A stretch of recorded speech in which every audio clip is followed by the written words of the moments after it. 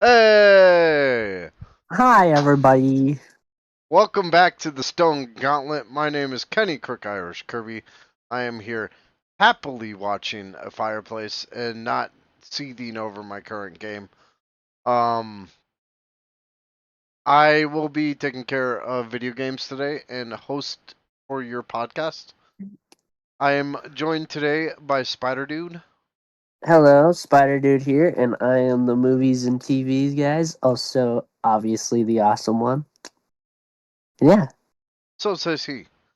And I am also joined by Jordan Rabble. What's up, guys? I'm very excited to show you some very funny and cool anime today. Heck Thank you, yeah. Kirby. You know, it's been a while since we've been here. It has. Mm, it really has. And that's okay. Not a lot has moved in the gaming world, or maybe it has, Yeah. but I've just been ignoring it. You know what? Let's go. Let's go ahead and kick off video games. Don't change the slide yet, because the first thing I want to draw attention to, and it's actually kind of a big thing in the gaming world. Um, Xbox Game Pass is changing. Yes. And wait, I'm sorry. You guys are ready, right? I, I'm well. We're ready. Yeah, Yeah. and yeah, I read about this too. I'm excited to hear the details. Uh, Game Pass price is going up. The Game Pass that was the Game Pass Ultimate is now $20. That entitles you to games on PC and Xbox on day one releases. Now you can get Xbox Game Pass Standard, which gives you the Game Pass catalog but won't give you day one releases, or you can get Xbox Shitty Game Pass, which is what I have, where they give you like 3 or 4 shitty games that nobody plays. No, that sounds amazing. 3 or 4? Is it really that low? No, it's like 25, but That's it's still pretty crazy. it's kind of shitty. It's like I don't really like the moves that Microsoft is making. The whole when they went about acquiring Activision, their whole stance was, "Hey, we're just a little guy, don't pick on us." And then they got Activision by playing the fucking victim, and now they're just like, just kidding. Actually, let's go ahead and fire half the workers.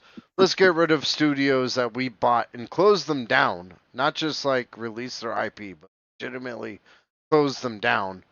And now let's go ahead and jack up the price of fucking Game Pass because we have Activision. They went from like zero to bully in no time. Yep. Big company for you. Yeah. Yeah, I wonder why they didn't just raise the price of Game Pass, because I think a lot of people are gonna cancel, especially people who were like kinda on the fence. Um, shit, I know a lot of people who only use Game Pass literally just to have all the Valorant characters, and that's it. And I don't think they will anymore. They'll be like, this shit ain't worth it. Like, unless it's in the cheapest pass. So we'll see. I I use the cheapest pass because I game share with my friend, and between the two of us, we just pick up the new release. Yeah. So it's like I'm not gonna pay $20 a month, which is like 240 a fucking year, to get Game Pass and Activision games. When half the Activision games I don't fucking like, but I end up getting anyways because my friends fucking play them. You remember how I took that stance and I was like, I'm not buying Call of Duty this year? Yeah. Well, my asshole friends are playing Call of Duty every Tuesday, so I had to go buy Modern Warfare 3, and probably by the time I get my guns up in there, Black Ops is going to come out, and now I gotta buy that too because they can't just stick with one fucking game. Okay, that's my rant at my I friends thought you about got Call it of Duty. because of Laura Croft. Oh yes, and Lara Croft and Lilith. I immediately went in. I've probably thrown more money at Activision than I ever care to admit. Between fucking what's that? Between Diablo, Overwatch, and now Call of Duty.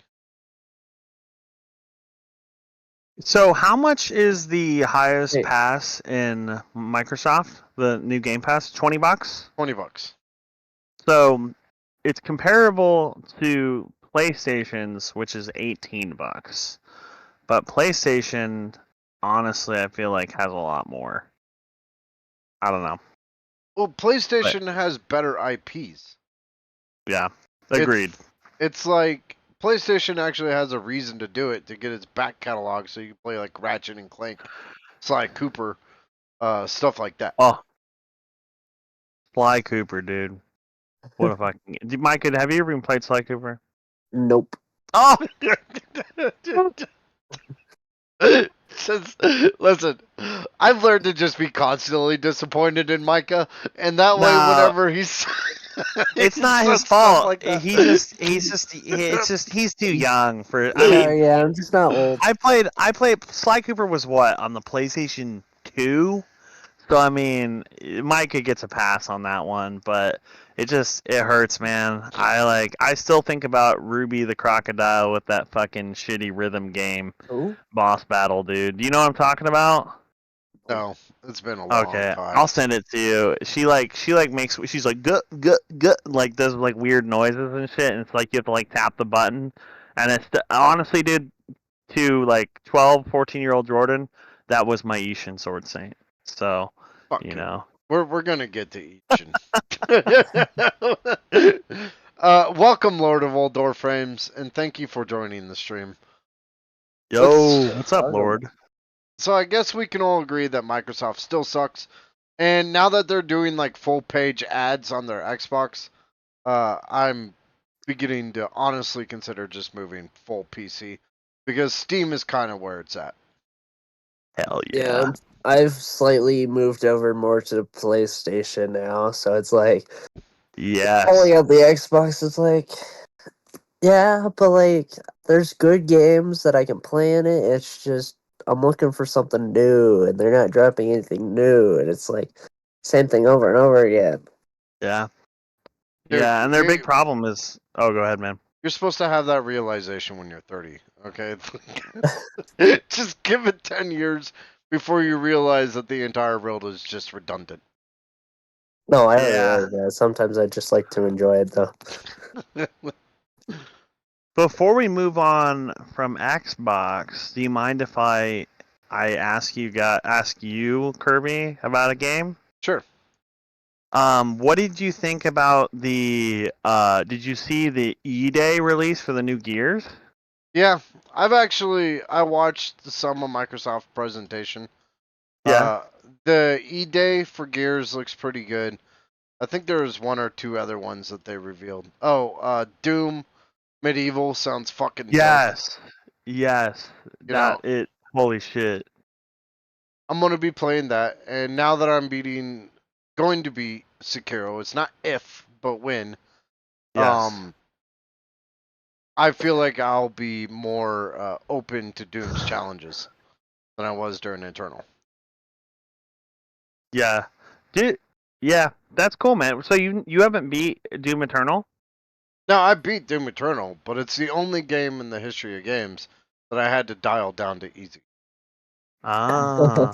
It's a hard game, man. Like so, but I Especially feel before you. they patch shit. Like I think they made stuff a little bit easier since, but the last two levels beat me down so badly that I was just like, I'm done. I'm putting this on fucking like easy, and I'm gonna beat it because I'm tired of running out of ammo every 5 seconds. Yeah. Well, no, that's cool, man. I mean, I'm glad that Sekiro is like, dude, Sekiro. Well, I'll let you go on to your next bit. I know we're gonna talk about that later. So Don't worry, I'll wait. guys. Sekiro's coming up. If you want a harder version of Doom, try Hellsinger. I heard Hellsinger's really good, to be honest, and that's like on my list of shit to eventually get. My brother After Yeah, started. Sekiro. that's the rhythm one, right? Metal Hellslinger. It's like a rhythm game. Like you have to shoot people on the beat. I Yeah. think. Yeah, there was another game that was like that. That I actually played a lot, and so it kind of walked so that Metal Hellslinger could run. But I've heard Metal Hellslinger like you can do any song, which is pretty neat. Oh, that's kind of sick. So you can play Yeah, like your own Spotify soundtrack over it. yeah, yeah. You can play any song over it. I don't know how to do it, but I've seen people play like even like crazy I can fucking weed imagine. music. I can imagine Kenny shooting people to play Taylor Swift, Yeah, the so beat of Taylor Swift. I can play Metallica over Yeah, yeah, yeah.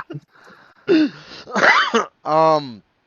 All right, let's go ahead and get into the nitty gritty, the games.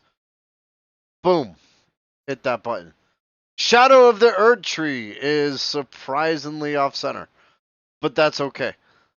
Uh, Elden Ring Shadow of the Erd Tree. I was reading one review about this, and they were like, Shadow of the Erd Tree is 30 hours because they asked Miyazaki. No, they asked Miyazaki how big Shadow of the Erd Tree was, and he's like, "Oh, it's about the size of Limegrave."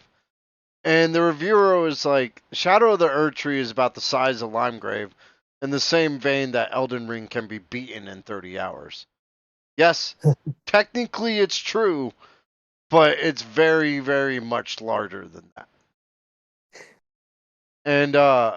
And like I really like From Software's ability to underpromise and overdeliver because Shadow of the Erd Tree is so fucking big that it could actually be a game of the year contender. Yeah, and I've only played very little of it. Have you played it? I've played it to about halfway, but then I decided to go play an easier game, Sekiro, to to blow off some steam. Yeah. And now I'm kind of putzing around the DLC with my dad.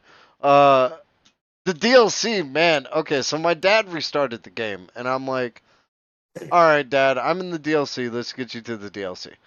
So we fight Margit, right? Not that hard, or Godric. And then I'm like, okay, I don't want to fight Renala, so let's go all the way up here, and then we'll get on top of this plateau somehow. And we found our way to the top of the plateau, and I'm like, okay, this is dope, you know. Uh, and then we get to the church, and we get the maiden cloth, and I'm like, okay, so all we need is this, like, fucking maiden cloth to be able to go take it back to fucking White Hat Vower and go into Mog and then destroy Mog. So Yeah. we take it back to Whiteface Var. He sends us to Mog's palace. We fight our way through Mog's palace, and we go to Mog, and we get fucking decimated. Annihilated. Yeah. Yeah, because of the rings that he throws around you. So I'm like, all right, Dad, guess we're going on another side quest. So we went back out, found the NPC, did like 3 or 4 NPC invasions, had to go into Renala's area, even though I was actively trying to avoid it, and managed to get the tier to take it back to Mog to beat Mog using the tier that nullifies his power. And then we get up and I'm like, all right, Dad, here's the DLC. And then it's like, you can't access this yet. So then we had to go fight Radon. Yeah. And I'm like, what the fuck? I'm playing half of Elden Ring just to get to the goddamn DLC. Dad finally got into the DLC. And it was probably too hard. uh, Yeah. Actually, we beat the first dancing dragon guy. I didn't even do Oh it yeah. on my run, but we summoned in one other person. He managed to survive. We took him down, and then we did it in my game too. So Oompa technically just pulled to me with Spider-Man. Yeah, Dad's actually doing it Actually, right. So yeah. yeah. So my story was very similar. I started a new character the week before it came out, and I only got to like level maybe 80 and beat a couple of the bosses. Like I went and beat Radon. Um, but I hadn't beat Moog yet. I still to this day actually have never beat Moog without summons. I need to do that. But I actually had a buddy over. We were LANing, and I literally beat Elden Ring, not the DLC. Like he came over so we could play the DLC together. He played the DLC, but the problem that happened for him and it happened for a lot of people was that a lot of people didn't create a new character. So he was on like new game 7.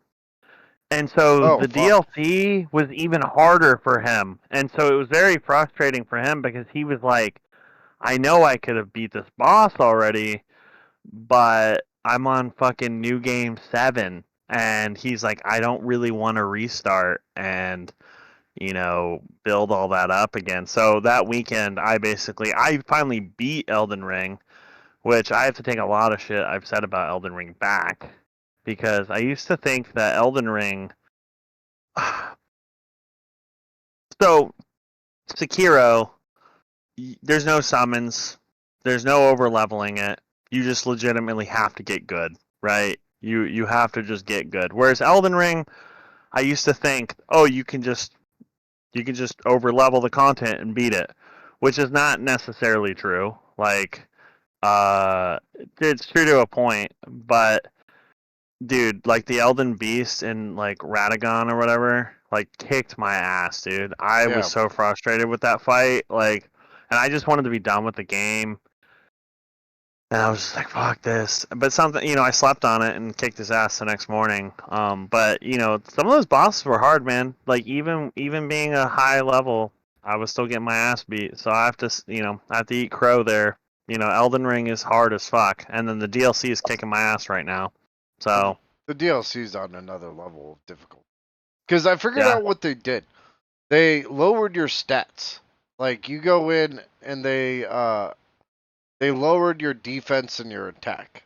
Like all behind the scenes. And you have to get those Scattertree blessings to get them back up, which essentially puts you back at like level 1. And that's why the fucking DLC is so hard. But once you start getting the Scattertree blessings, it becomes far more manageable, okay, you know. hmm. Yeah. Um, what do you think about the whole? Well, I guess I won't say any spoilers, but I think the whole thing with Moog was pretty funny. I don't know if you heard about that. No, what's that? It's a So 2-year game. I'm pretty sure we can spoil it. Well, so it's DLC spoilers. So Oh, anybody who doesn't want to spoiler, stop for 30, 45 seconds. So you know how Moog was Mikkel is inside that egg? yeah. Um and he's like a child essentially, and like people were like Moog's like that dude's messed up, because Mikkel is like eternal youth. Well, it turns out Mikkel was actually mind controlling Moog the whole time. Oh, wow. And Moog is actually not bad. And so people were joking because all the stuff with Doctor Disrespect came out, and the stuff with Drake was coming out at the same time, and they were like, out of everyone, Moog has finally beat the allegation. Because Mikkel is like a child technically, and so it was like Moog beat the allegations, and Drake and Doctor Disrespect aren't, and yeah, so I thought that was pretty damn funny. But yeah, spoiler over. But That's kind of hilarious. yeah, it was very good timing. So, Uh, but yeah, 10 out of 10 would Elden Ring again. Shadow Tree. I'm still playing with my dad. It's a lot of fun. yeah, yeah. So, moving on to the next one. Unless you guys got anything else to say about it. No, No, I've never played the DLC yet, so I need to eventually get there. The First Descendant. Now, here's the thing. Micah knows more about this than I do, but here's my initial impressions of it. That ice chick has a nice rack.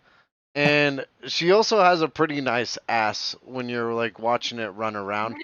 So I'm like, wow, this is a pretty dope game. Except it is also a free to play, so everything costs money. My only two gripes for the First Descendant are A, you're not gonna be able to change the look of your character without dropping some cold hard cash, which is to be expected in free to play games. And B, the settings. When I first went into it, you know how like they'll have those aim sensitivity settings and stuff, but usually the game sets it for you and it feels just right. Or maybe you yeah, bump it up a bit. Well, it didn't. So I had to spend like an hour or two sitting there messing with the sliders till I could find something that was functional and go, okay, now I can shoot at least semi decent, but I still kind of suck. Yeah. So I actually played a little bit, like maybe an hour or two's worth. And honestly, there's definitely worse games out there. Like I think it's pretty solid. It doesn't seem like an asset flip, which a lot of people kind of acted like it was. So I don't know. I as a looter shooter, pretty. What do you think, Micah? How much have you played? I've played it to the next island. I'm on my third island. My whole thing is I love the concept of the characters and their powers. Like Bunny is my character that I constantly play just because he is my normal like character go to with speed like Sonic and Tracer and Overwatch and Smash Bros. And then but not gonna lie, could go with that with a little bit less dialogue. I do not like the 2 hour dialogues that you get stuck in Oh between. yeah. I literally skip every single one of them. The only things I don't skip is the cutscenes with like the big boss dude, because those are actually pretty cool, in my opinion.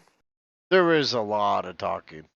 So it's funny you actually say that because one of my friends actually mentioned the same thing, and it got us talking on. Do you remember Death Stranding? Do either of you remember Yeah, oh Death yeah, I Stranding with remember that. Norman Reedus? Nope. There was 7 hours of unskippable cutscenes in Seriously? in the Death Stranding. Yes, and it is pain at some points It's because you're like, Alex's favorite game because it's an amazing game. I love Death Stranding. But go ahead, man. Sorry. oh no, I butted into yours. Please continue. Yeah, I mean, it's an amazing game, but it is very infuriating because like there will be times where you're just like, I'm really excited to play some Death Stranding, and you'll start playing, and you'll be like, oh, a cutscene, cool, and it's like 20 minutes later, you're like, man, I really wanted to play this game before my daughter wakes up, or before I get fucking paged for work, and it's like I really would have enjoyed playing instead of watching a cutscene. But that's what the Hideo Kojima does. So I'm excited for Yeah. the second. But yeah, go ahead, Kirby. I'm sorry. When we were playing Borderlands, every time we tried to move to a new area, Alex would open his fucking menu and sort everything. So I'm pretty sure Death Stranding is his favorite game in existence because you spend about 90% of the game in your menu, sorting your pack. You do. You do. Love that game though, man. But uh, I also love being a Jimmy John's delivery driver. So maybe it's just in my blood to fucking deliver shit. So and yeah, the aim assist doesn't really work either. The thing with the first Descendant is like it feels half finished, but if like it has promise, you know. Now here's where it can go one of two ways, and why I'm almost hesitant to invest in it. When Diablo dropped and it was unfinished, and I know everybody's like he's talking about Diablo again. Well, don't worry, That's all I'll be talking about it next season too, when it drops in obsessed. August. But but when Diablo dropped and it was unfinished, Diablo at the very least had an IP backing. So it could have dropped where you just press A and the barbarian barely swings his axe and gets hit 30,000 times and it still would have been successful. Like it had time, it knew it had time to fix its shit because people were still going to play Diablo. The first Descendant needs to get its shit fixed and he needs to do it fast, and then it needs to find a way to stand out from the 3,000 other first or third person shooters out there. Yeah. Well, it's also competing with Once Human right now. It's Um. competing with both That's Once true. Human and Destiny, Yeah. you Yeah. know, The final shape. the final shape. It's and then when Destiny 3 drops, like it, it needs it needs to make itself known. Otherwise, it's going to get buried. Because games tend to get buried if they don't. Just look at Suicide Squad. Yeah. You know, Yeah. Holy shit. Or Outriders. That was supposedly the Yeah. next big thing, and then we never heard about it again. Dude, yeah, just holy shit. Outriders, dude, and yeah, I almost feel bad about Suicide Squad, man, because I know you guys liked it, right? Like it was okay, I right? feel, Yeah. yeah, I feel bad for Suicide Squad because if given a chance, here's the, Yeah, like I said when I covered it, I felt the community was far too harsh on it, and they really like. There's this overall mentality nowadays that people just want to see something burn. So they'll push and yeah, they'll push and they'll start like fucking a mob to take something down. And yeah, they're like, yeah, let's make Rocksteady fall. That will give us a real fucking boost to our ego. But yeah. it's like, no, you're just hurting yourselves in the long run. Because I truly think that if given the chance, Suicide Squad could have been something much, much greater. Yeah, I also I think it competed with Helldivers 2 directly too. And like let's be Yeah. real, Helldivers 2 is the master of propaganda. Like the game is propaganda in its own. Like, so it literally like everyone flocked to Helldivers right away and they were basically comparing the two and it's just hard. I mean, Helldivers was just too fucking good. Well, I mean, the problem with with live service battle pass games is you go up against as soon as you enter that arena, you're going up against the likes of Diablo 4, you're going up against the likes of Overwatch 2, you're going up against like Fortnite, you're going up against all these heavy hitters that have been in the game for far longer and have a dedicated fan base that's willing to see their battle passes to the end. And including Helldivers 2, which means that unless you're really going to make yourself stand out, you're going to get swept underneath. Yeah. Yeah. Helldivers 2 did it by blending reality with their game in a truly fascinating way, and it felt like living in Starship Troopers. Yeah, dude. God. Yeah, looking at what the first Descendant was made by, it was made by Nexon. It's looking at their games, they don't really have much, except for they do have the finals. I don't know if that's a really popular game, but I've seen it a Finals lot. is popular, but it's very like niche. I don't know. Somebody would probably Yeah. slap me across the face for that, but like I know a couple people who play it, and honestly, Yeah. like I don't know. Like my my hardcore friends who love any competitive shooter haven't touched it. So, but yeah, I think the first Descendant's all right. I think I don't know if they can keep releasing content. I'm sure they'll see promise. With Yeah. these games like this, they're just that's what it's all about. Is just keeping your audience captivated. I mean, the chicks Well, are banging in it, so I would That's 100% still play it. the bar. and there's also, and it also kind of like, I don't want to say it forces you to, and it kind of does. I know I'm saying it, but like for me, I got to the second world, and like Nick can say this too because he actually asked if I could help him, being a higher level. I went to the second world at like level like 14 to 15 and got automatically kicked to the ground unless I was playing with other people. Yeah, So I've learned that like you can go back to like the whole like first island area and level yourself up to the point where you could take those guys out. So you kind have of you have to make yourself level. have That's you called spent any grinding. money?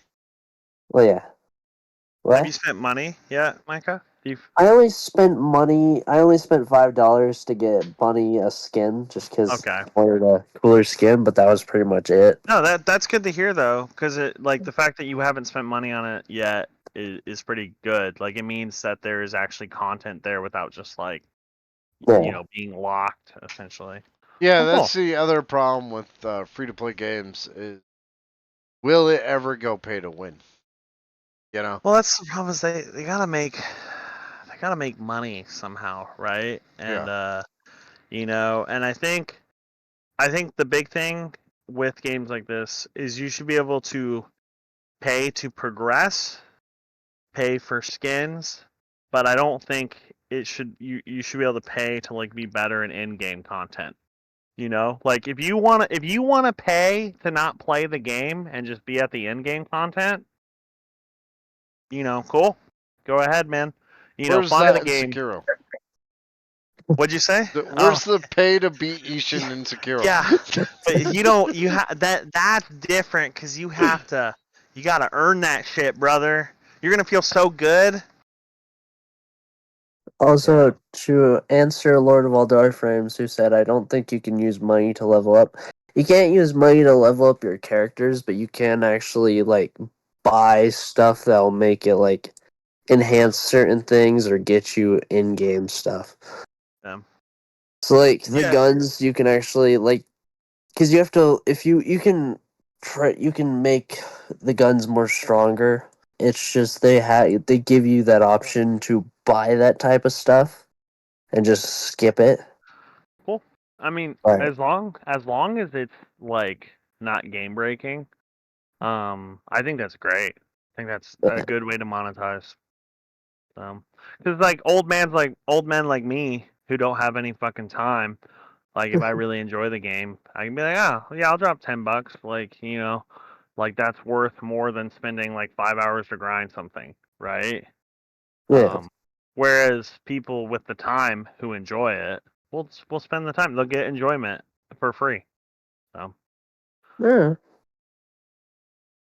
Okay, Mhm. let's go ahead and move on to the next one. I don't know this, but Micah said to throw it on here. Yeah, Mike, have you Yeah. actually played ZZZ? I started playing it. I actually streamed it a couple times. And Oh, I'm actually enjoying it because like it's funny. The girl that Kenny has on the background here, she is one of the characters you can play as. Well, switch between because it gives you the option to switch between three characters and actually works with the fighting because you can switch it and block an enemy's attack with a different character and automatically switch to that character. yeah. My favorite character, I forgot his name because I haven't played it in maybe like a couple days, but he looks like he's a red You like Billy Kid? armored guy. Yeah, Billy Yeah. Kid. Billy Kid is so fun to play as because he's mainly long ranged and he talks a lot. But I've actually like started liking this game and I'm planning on playing it a lot more. So Is it free to Yeah, play? it is free to play. yeah, It's pretty good. I think the big thing is it's essentially like it plays a lot like Genshin Impact, where essentially you have a squad of three, you need to synergize and like build a team where they all work together. And I think like a couple characters yet don't quite have good synergies because they're like making they're gonna be releasing new characters. Like actually, I think this Nicole is her name, I think, but I like believe she so. Yeah, actually buffs people as the same type as her, but there actually aren't any other people the same type as her yet. So it's kind of funny. Like there's a couple things in there, but she's still really good though, because she like essentially puts a debuff on enemies to make them take more damage. So it like works out. But yeah, I'm glad you're enjoying it. It's good and the story is pretty good. A lot of people were saying that essentially it's really story first. Like so there's a great story, but like they're hoping they improve upon the gameplay. yeah, that's what happened. Like this is one game because I started this along with the first Descendant. Well, I started this before I played the first Descendant, and I actually was just like, no, I'm not gonna skip these cutscenes. These are actually kind of cool. Like a Yeah. lot of the time, because it's an anime game, so they actually have like cool like the first scene where you see Nicole, Billy Kid, and then what's her name, the robot lady that sounds like a robot. Oh, dude, she's the best. What the fuck Yeah. is her name? Here, I'm gonna open it right now.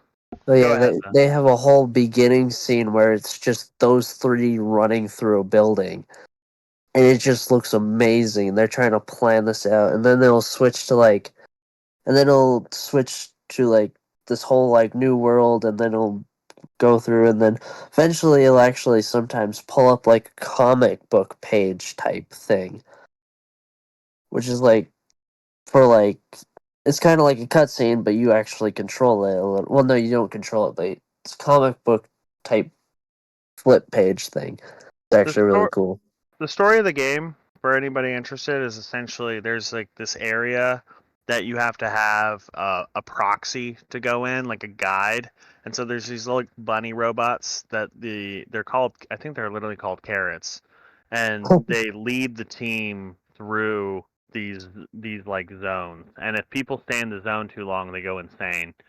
And so they're essentially trying to like basically make money off this zone, and there's a whole story around it. And yeah, it's interesting though. It's if you know it's free to play. It's on the phone. It's on PC. So It's yeah. on PlayStation. That's where I'm playing it. Oh okay, shit. Yeah, see, I was playing on my phone. Yeah. So well, cool. Yeah. Well, Okay. that's really it for me. Unless you have anything more to say about it, Micah. Yeah. That's pretty much it for me too. I just enjoy the game, so All right. Cool. Let's move on to the next one. Okay, this is my game of the month, and I fucking hate it right now. Sekiro. no be right now. So while making my way through Shadow of the Erd Tree, I was like, I'm gonna take a break and play a game that's slightly easier, Sekiro. Um, just so I want my name in the annals of history. Okay, I want The to anal. in the anal of history. I want people when they're doing anal to be like thinking to themselves, "Huh, I bet Crook finally beat Sekiro." That was it. You're I gonna feel so good, dude. Go I ahead though. fucking okay. I love this game. I hate it at the same time because I'm fighting the final boss, Ishin, and that dude is on another fucking level. I get what you mean. Like when you said it took me 10 hours to beat the boss, I was like, I don't know what he's got. Why would the boss take you 10 hours? It's because you have to learn every single one of his phases. And Yeah. every one of them are different except for supposedly the final phase, which is supposedly easy if you know how to redirect lightning. Yeah. Um, but I can't even get to the final phase. I can get to the third phase and then I get stomped. And I get stomped in the second phase unless I'm using Ungo's like shit. And I get stomped by Genichiro, which pisses me off because he should just be a fucking loading screen to Ishin. But the final boss would be a 10 out of 10 if that little shit wasn't in the way every single time I went after him. Yeah, I mean, what's his third phase? Because you fight Genichiro, and then he pulls off his skin and becomes the Sword Saint. Yep. Um, and then what's? I thought the third phase was the last phase. What's the third phase? So it's 4 phases including Genichiro, right? Yeah. The first phase is Genichiro. You have to beat him, which I'm starting to finally get to a point where I can kind of beat him to unlock the second phase before anyway, I'm doing it a bit more consistently now. Now I get to the second phase. The second phase is a straight up sword fight with it. And you gotta like try to bait him into Mikiri counters, which I'm not very good at, and bait him into using this move that is really, really easy to dodge and allows you to do a free hit on him. Yeah. The problem is he's everywhere when he's not doing those things. Yeah. And at the same time, he's infuriatingly slow enough that it makes me feel like I'm a fucking idiot every time I die to him. So I'm like, I got uh, this weird relationship with Sekiro at the moment with the final boss. And here's the thing. The game is good. The game is damn good. It's 10 out of 10. I think people that are afraid of Sekiro, like I started tracking the achievements, right? And I noticed that Lady Butterfly is in 25% passing rate, and that's the Yeah. highest of the bosses. Like after that, it goes to Genichiro is 22%. What that means is the first boss that you come across in the game, the first real boss, pushes back on you hard. You can't just sit there and pretend that you know how to play the game. You can't just sit there and go, okay, you know, I am gonna throw firecrackers and slash this guy and disappear. No, you have to learn everything that you knew, or everything that you learned up to that point. You got to use against him, or he's gonna fucking flatline you. And that's before you even get into the big part of the game. Yeah. Well, and the reason why this game is such a blocker is because this is one of the first the first FromSoft game where they don't have summons. There are no summons for it. And there is no leveling system either. You beat big bosses, and that can make your sword do more damage. But the reality is a lot of the bosses you just have to fucking get good on. I mean, there are some cheeses and stuff you can do for certain bosses, but like for the most part, like you're stuck on a boss. There is no, well, let me just go kill a bird and make it fall off the cliff 72 times, and then I can upgrade my character a little bit. No, you just have to get fucking good, or try a different prosthetic. But and I think that's what keeps a lot of people from beating the game. They just go, this shit's too hard. I'm done. I'm gonna go back and play Call of Duty for the 72nd time now. Well, Bye.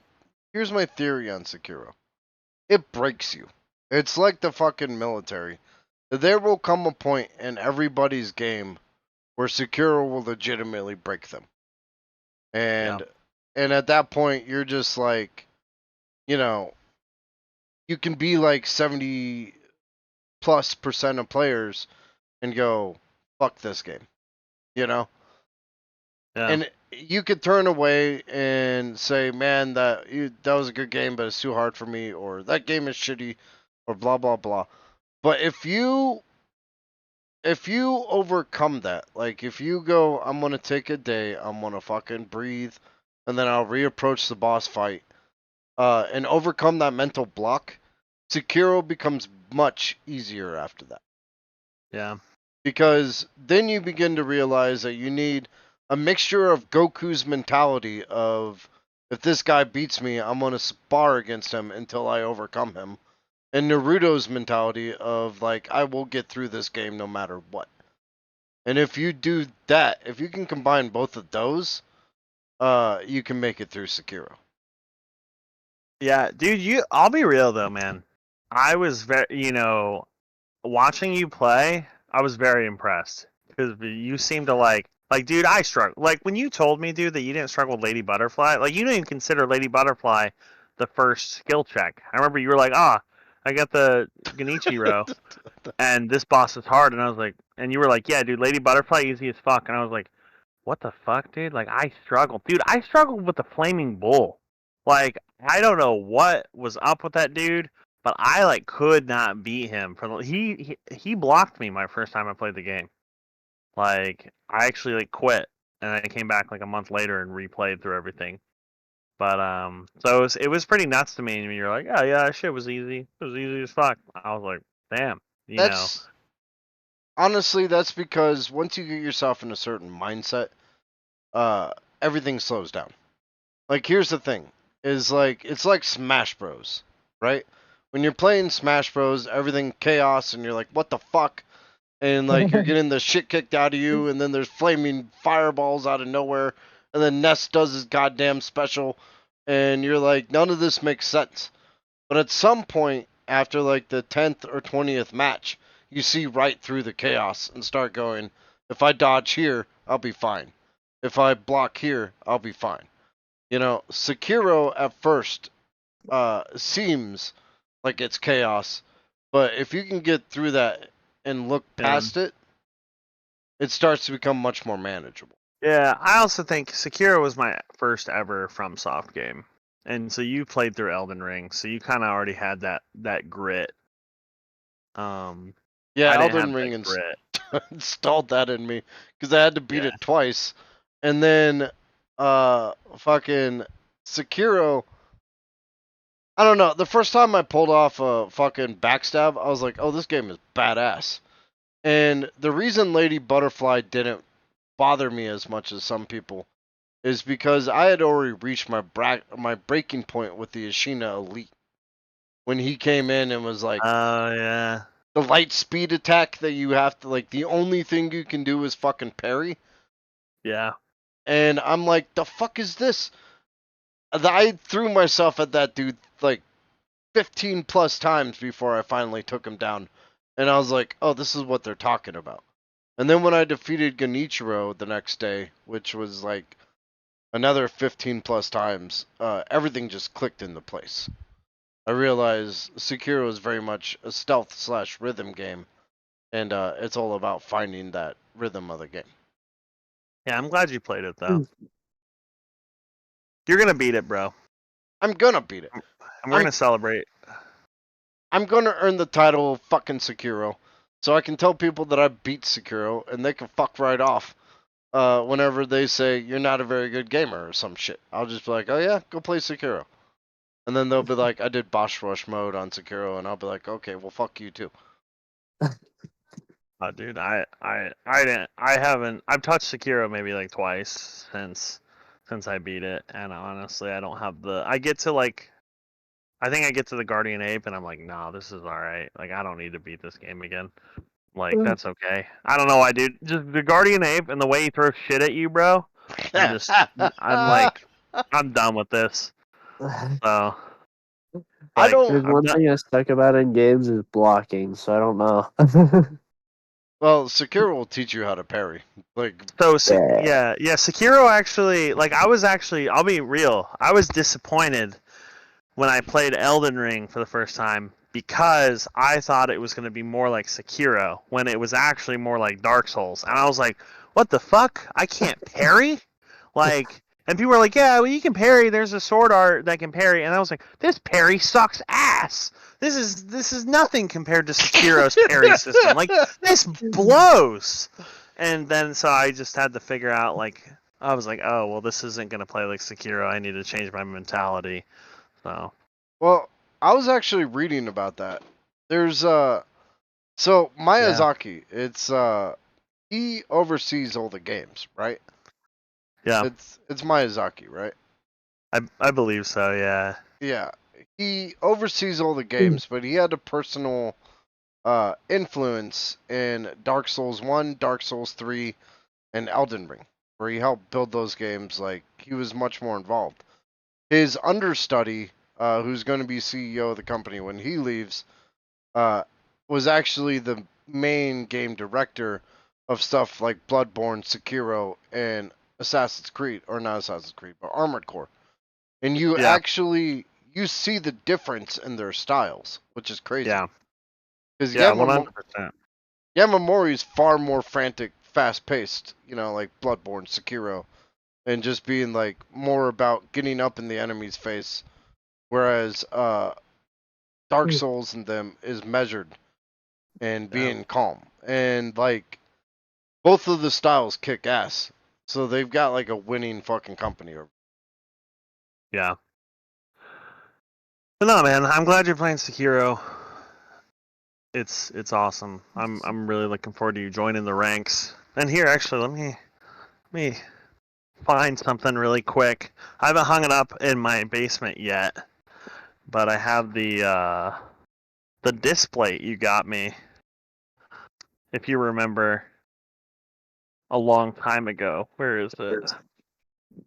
Let me see this display. Yeah, dude.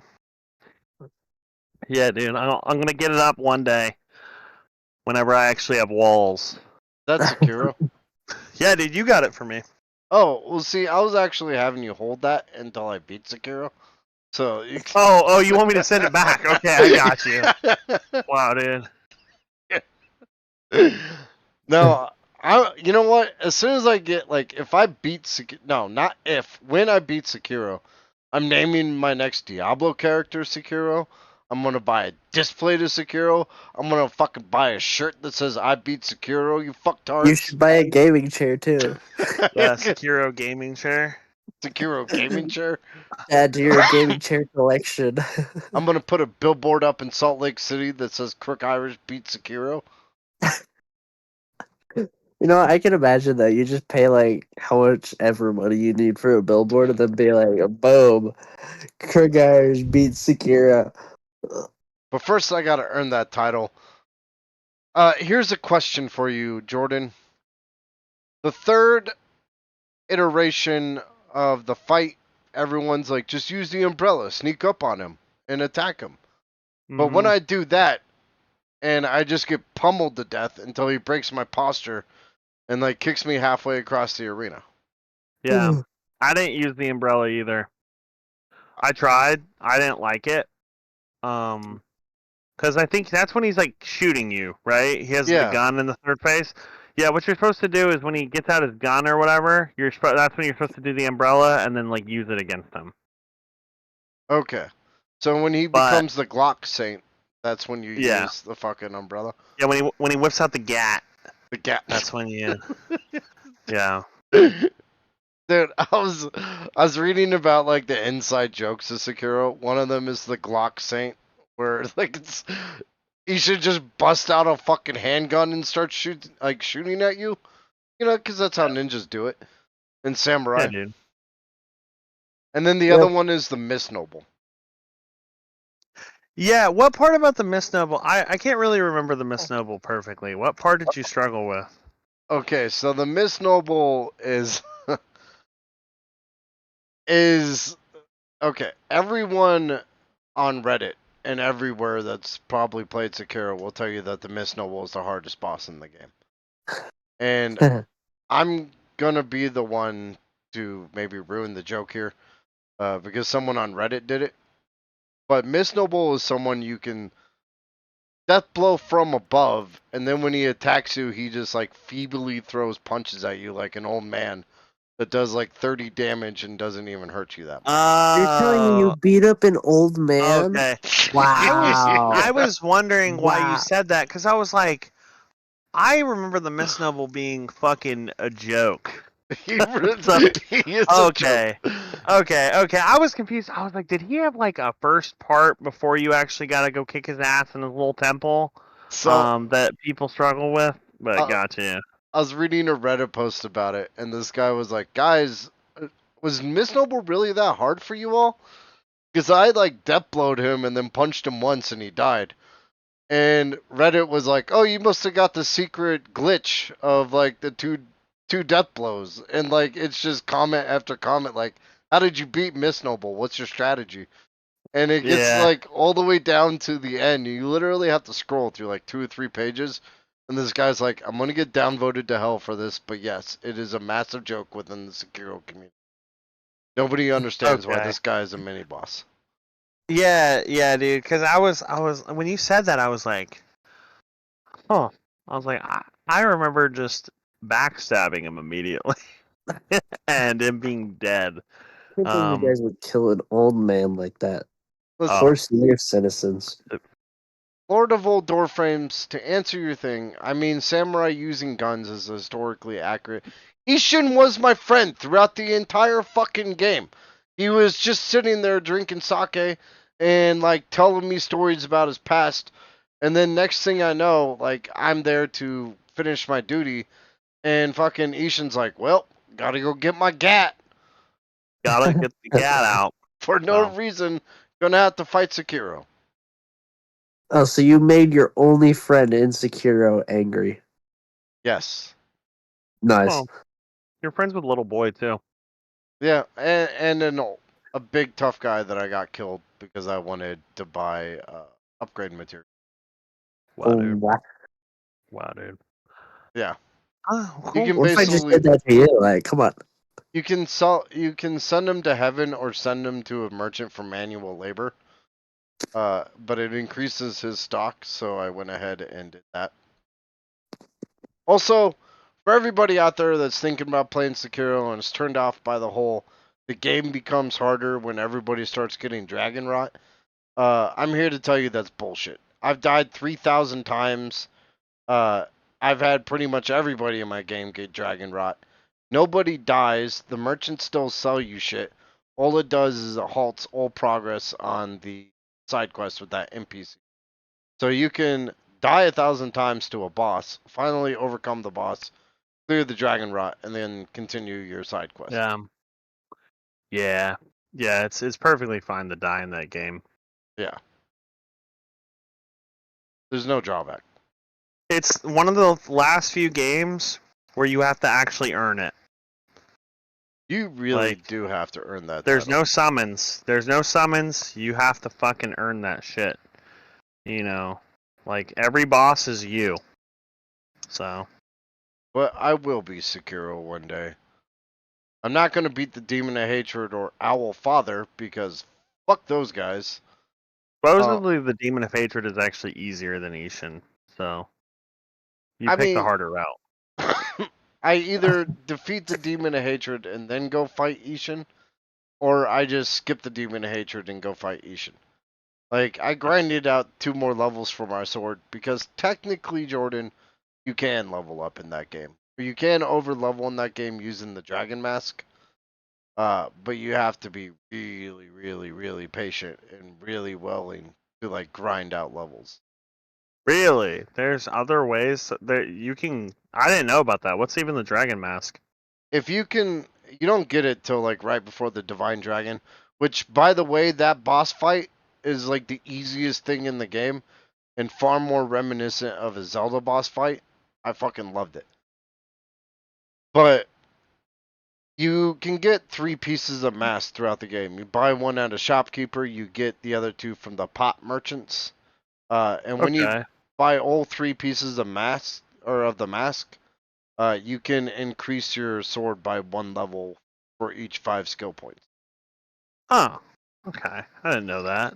So you can grind up 5 skill points and increase your sword. But in the end, it's probably not going to matter a whole hell of a lot against someone like Yeah. Ishin.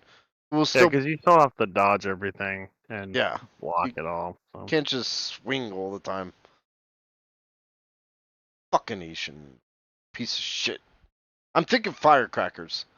Firecrackers, like if I could find a way to get through the first 2 phases without using prosthetics, firecrackers on that phase to take him out, and then in the 4th phase, I learned that lightning move.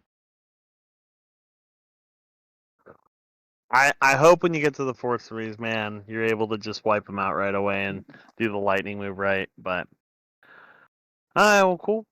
Okay, For the me, sake of time. I am done with video games. I'm gonna turn it over to Micah and step away for just a quick second. Hola. Alrighty then, I am doing movies and TV shows, and my first one is No Time to Spy, a Loud House movie. This is kind of newer because never really talked about the Loud House that much, even though it's been a kind of big show for Nickelodeon. Because it's just one kid, it's one boy surviving in a house of all girls, except besides his father. It's actually kind of entertaining, but No Time to Spy is it was actually a heartwarming slash like funny movie because he gets a grandma that's basically a spy agent who's retired, and he's like, oh my gosh, my whole life's gonna change, yada yada yada. And then he kind of gets mixed up into this whole idea of because his grandpa's getting married to his grandma, and he gets a hold this whole idea that there's a whole operation going on, which actually happens. And he drags himself into this whole spy mission. So Was this like actually in theaters or was this on Nickelodeon? this was just like where did I watch this? Oh, okay. Prime Video. I watched this on Prime Video. Oh, wow. Okay. That's So yeah, interesting. Hmm. it was a morning movie for me today, so I just figured I'd add it. But my next one is The Boys. Kenny, I don't know where Kenny went, but he mainly has an idea. But no spoilers, because I just now started watching this. I only got to season 2 very recently, and I'm enjoying Oh, it. man.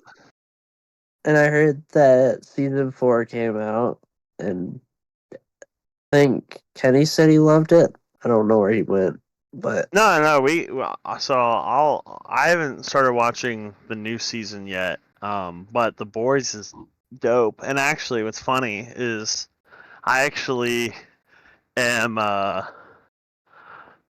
actually have a cosplay for Butcher that I'm doing really, for Otakon. Yeah, I'm not gonna put the whole thing on right now, but here, let me. You Since don't, we're waiting, since we're waiting for Kenny, here, let me change really quick, and Kenny will be surprised. Here, I'm yeah. I'm gonna take my headset off so you won't hear me for like 30 seconds. Okay. Okay, and I'll continue talking about this a little bit. But so my whole thing is I actually am enjoying it. Whole like concept of superheroes being not who they really are, who they really look like is like nuts. Cause like you think of Spider-Man, who's the huge hero, and it's like, whoa, okay. Well, he's like, yeah, Spider-Man, and then you watch The Boys, it's like changes your whole perspective on superheroes. It's like a whole mystery thing for superheroes. It's like, wow. What do you think, Micah? Do you like it? Do I look like Billy? I see it, yeah. You just need to get the sunglasses So that's together. I've got the sunglasses and the pants and the boots and everything. Oh, But okay. but yeah, dude, I love the boys. I've actually been reading the comics, which don't actually recommend. The show is a lot better than the comics are. Um, but I don't know. The show the comics walked so that the show could run, but a lot of people are upset with how the new season new season's going. They just don't feel like it's as good as it used to be, and then it's almost like too political. Like people are like, "Oh, the show's actually about conservatives and blah blah blah blah blah," and it's like, can you just fucking enjoy the show? Like it's actually about like making fun of fucking, like superheroes, um, how fucking weird they would actually be, right? Yeah. So It yeah, dude. But also it also is like it shines a light on the dangers of capitalism. Of just like the very first season's about privatizing superheroes for the army, and it's just like I like how they make that appear like it's a very blatantly bad idea. You know? yeah, dude. I mean, it's like advanced warfare. I mean, who would be surprised that privatizing military is not good, right? That, oh hey, it just turns out whoever has the most money. Kenny, what do you think? Do you What's like up? it? I love the boys. Well, The do, bo- do you like? Do you like? Are you looking at my camera? oh, you got the butcher trench coat? I don't have the butcher trench coat. That shit's like $500. But I am doing a cosplay of him at Otakon next month. Hell You So yeah, better dude. send a picture. I want to see this full Butcher cosplay. I'll actually find it and I'll send it to you guys really quick. Yeah, But because are you liking the new? Oh, sorry. Go ahead. I was just saying, he's one of the characters. I mean, I like Huey a lot more just because he's like the one person that's like, crap, this is all bad. Like every angle of this is all bad. Well, the Yeah. the thing with Which the is Go what? the thing go with ahead, Kirby. the show is it shows the extremes of both ends. Like, uh, the the vault is the extreme conservatives, and like the boys are the extreme liberals. Where it's like Billy goes off the fucking handle sometimes, and Yeah, Huey's kind of like a good portion of America, where they're just caught in the middle. Like yeah, fucking hell, you know. I want to support this ideal, but uh, these guys over here hate me if I do that. yeah.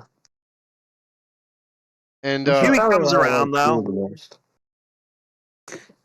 oh yeah, well Huey definitely comes around. Like he has his moments, and I like him. Like I love his storyline this season, and he's very much getting the most growth out of all the characters in the fourth season. Oh yeah. Oh, that's good to hear. Yeah, because I love how dynamic the characters are. Um, overall. So have you read the comics at all, Kirby? No, but I was talking with Max about it, and he's like, I can't watch the show because I read the comics. And he's like, I shouldn't have read the comics first. Oh, I So understand so it's that. funny he says that. I'll have to ask him why, because I'm reading through the comics right now, and they're honestly very different. Like it's very different. Um, so that's interesting. I'll have to Well, see. that's the whole reason why is because me. Here's two examples. Me, I read Percy Jackson first off, and then when I tried watching the movie, got barely 20 minutes in, and I'm like, nah, I can't do this. I watched the TV series. I was like, I can't really do this either. I mean, it gets closer to the books, but it's not the books. And then another good example is I watched Ready Player One, the movie, first before I read the book. And it was like, a lot of people are like, I don't like the movie because I read the book. And I'm like, oh, I just like both of them because they were cool. It's like you get this concept that you watch or read one thing about it, and then it's just that's your straight up mindset, and then something new comes out, and it's like, oh, I Yeah. don't know how to feel about this because this isn't what I'm used to. They completely changed it. And maybe I'm somewhat immune to that because manga comes out first usually, and Yeah. then everyone's like hyped for the animation to come out, and so like I'm used to them changing the story a little bit, like or pleasantly surprised when they don't, right? Yeah. But is what it is. I'm also Hey, okay if they go off source material and do their own thing. That's what the boys ended up doing. And like, I have a feeling that once I finish the boys, because the final season is the 5th season, um, then when when I read the comics, it'll be a different experience. okay. Yeah, it's just, yeah, I appreciate a lot of the things. Like, the only, like, thing I've compared that I've actually read the book first and then watched it after was The Maze Runner. I actually enjoyed those because they did the story pretty well. It wasn't, like, spot on, but the actors did well with it. I know that. So, Maze Runner? Yeah. Jordan, is this your Billy Butcher cosplay? Yeah, I sent you guys a Yeah. picture too. That's not That's But bad. pretty amazing. yeah, well, I one time at a Popeyes drive-through after KatsuCon, somebody said, "Yo, you look just like Butcher," and I was like, "Yeah, like I look like a budget Carl Urban, essentially." So like, like Wish.com, Carl Urban. yeah, well, yeah, mom, I want some Billy Butcher. We have Billy Butcher at home. Yeah. It's just Jordan. Boy, God. Okay. You cool with moving on? But I'm yeah, cool with moving on. I'm gonna continue watching this, and yeah, so except I was expecting it to be Deadpool level, not worse. Oh, it gets worse, brother. You're not even. It gets It worse. gets so much Yeah. worse. You ready to crawl into someone's dick? Kirby knows what I'm talking about. Yeah. Oh, they like So my push the next thing, bounds each season. We're going. my next thing is Inside Out 2. I heard from a lot of people that it was actually really good, and it did really well in Yeah, theaters. So I'm just gonna give props to it they because made a fuck ton of money. yeah, I mean if you get have you guys seen the first Inside Out? Yes, I love it. Yeah, it was Love pretty it. good, and supposedly it's this one's better from what people have said to me. So I'm like, Yeah. okay, Well, it feeds into the whole meme. I can't wait to see it. But people like there was this time in history where everyone's like, "Oh my god, this new show, it represents anxiety so much. Like this is what a real panic attack is." And like you would see it all the time. People would be like, "Oh my god, this is such a Oh, good depiction of a panic attack." And so people did the same thing with this one. They're like, "Oh my god, yeah, what a good depiction." But I mean, I'm being a piece of shit because I mean, people out there have issues and they like to feel represented and stuff. So I get it, you know. But yes, like the first one is really good. I think it's very moving. You know, especially being a dad now. Yeah. I was kind of like, wow, like this is kind of like we recently watched it where we kind of like watch kids movies with Scarlett, but like the reality is she doesn't give a fuck about the movie. Like she likes the songs and stuff. So basically, Alex and I just watch kid movies and Bluey. But yeah, Bluey's the Uh, best. Let's go. Bluey fucking slaps, dude. Yeah, it You really know, does. I'd fight someone for Bluey. But That's actually one show I like. If my brother's watching TV and I hear the Bluey theme song, I'll actually go and see which episode it is because I actually have a couple favorite episodes. oh, dude, Bluey's amazing. Like Bluey has some of the most heartfelt. Like Kirby, I mean, have you watched any Bluey? I'm No, assuming no. no, Okay, I'm not watching kid shows. You should Bluey, watch it. Bluey is one of the like honestly, Bluey is it. It's kind of like that thing where you know how like regular show was actually pitched to Adult Swim, but they're Yeah. like, yeah, dude, we don't have the slot, so they were like, yo, we'll just change weed to sandwiches and like beer to soda, and then you release on Cartoon Network.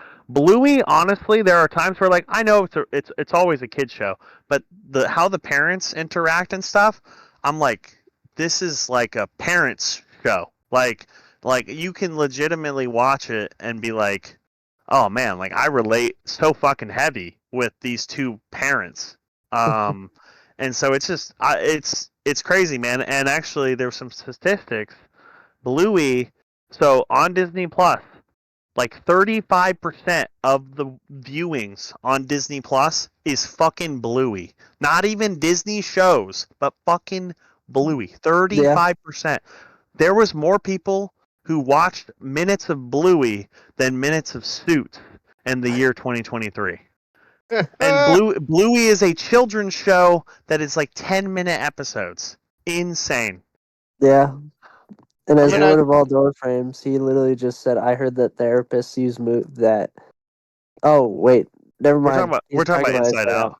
Yeah, but we'll go Never back to mind. Inside Out. Yeah, I've derailed. I'm sorry, guys. no, no. So, Let's yeah, keep but on with Bluey because I think this is also a good topic. It nah, kind of well matches. so yeah, Kirby can't get in on it. But no, Inside Out, I'm gonna see it when it pops on Disney Plus or here's the if it's thing. cheaper in Prime. Go ahead. I mean, color me surprised, right? Like, it's Pixar. I don't think Pixar very rarely releases a movie that's shitty. Yeah, bad So, movie. Yeah, yeah, like, when I first saw Wall E, I was like, I don't give a fuck about this stupid robot. And then by the end of it, I was like, no! Go back to the goddamn ship! You know, I don't want you Yeah, floating in space, Wall E. They have a really good, they do a really good job of making the audience connect with their characters, and is probably one of the few things in Disney's that's actually thriving right now. yeah. Uh, I was reading a reasoning behind why Disney's kind of gone downhill recently, and it was like the guy that had made Aladdin and The Little Mermaid and all that shit. He opted with this. He was just like, you know, inclusion's great and all, but if you put it before characterization, you're gonna fail. And that's yeah. what Disney's doing. Is they're like, okay, we got to do inclusion, and then we have to write the story. It's like, no, write the story, but include shit in it. You know, Or yeah, I think the real thing there is like they will make a story and then they'll be like, okay, now we got to shove a bunch of diversity into this bad boy. yeah, And so it's like create just take it there are so many stories out there that people have written that are diverse in their own like it's like take those and actually put some decent money in them but the only problem is because Inside Out 2 did so well people were talking about this they're just going to start pumping out more sequels thinking that is the like sequels for any of their Oh, IP thinking that's the answer and it's like nah dude pick up new stories like go a little wild, like try to get out there, you know, don't just yeah. rinse repeat the same princess knight bullshit like, you know, it's like do something new, you know, show cuz us like like the reason Aladdin and fucking The Lion King kick so much ass, aka Kimba the Lion, which is a story originally from Japan, um, is because people in the West hadn't heard those stories. Yeah. You know, so it's like, yeah, Jordan's right. Go pick up some fucking more folklore from around the world and turn it into a Disney film. Yeah. That would be nice.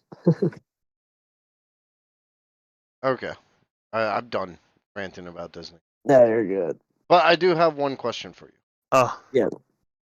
Not about Disney, but can I derail your section for just a second? Yeah, go ahead.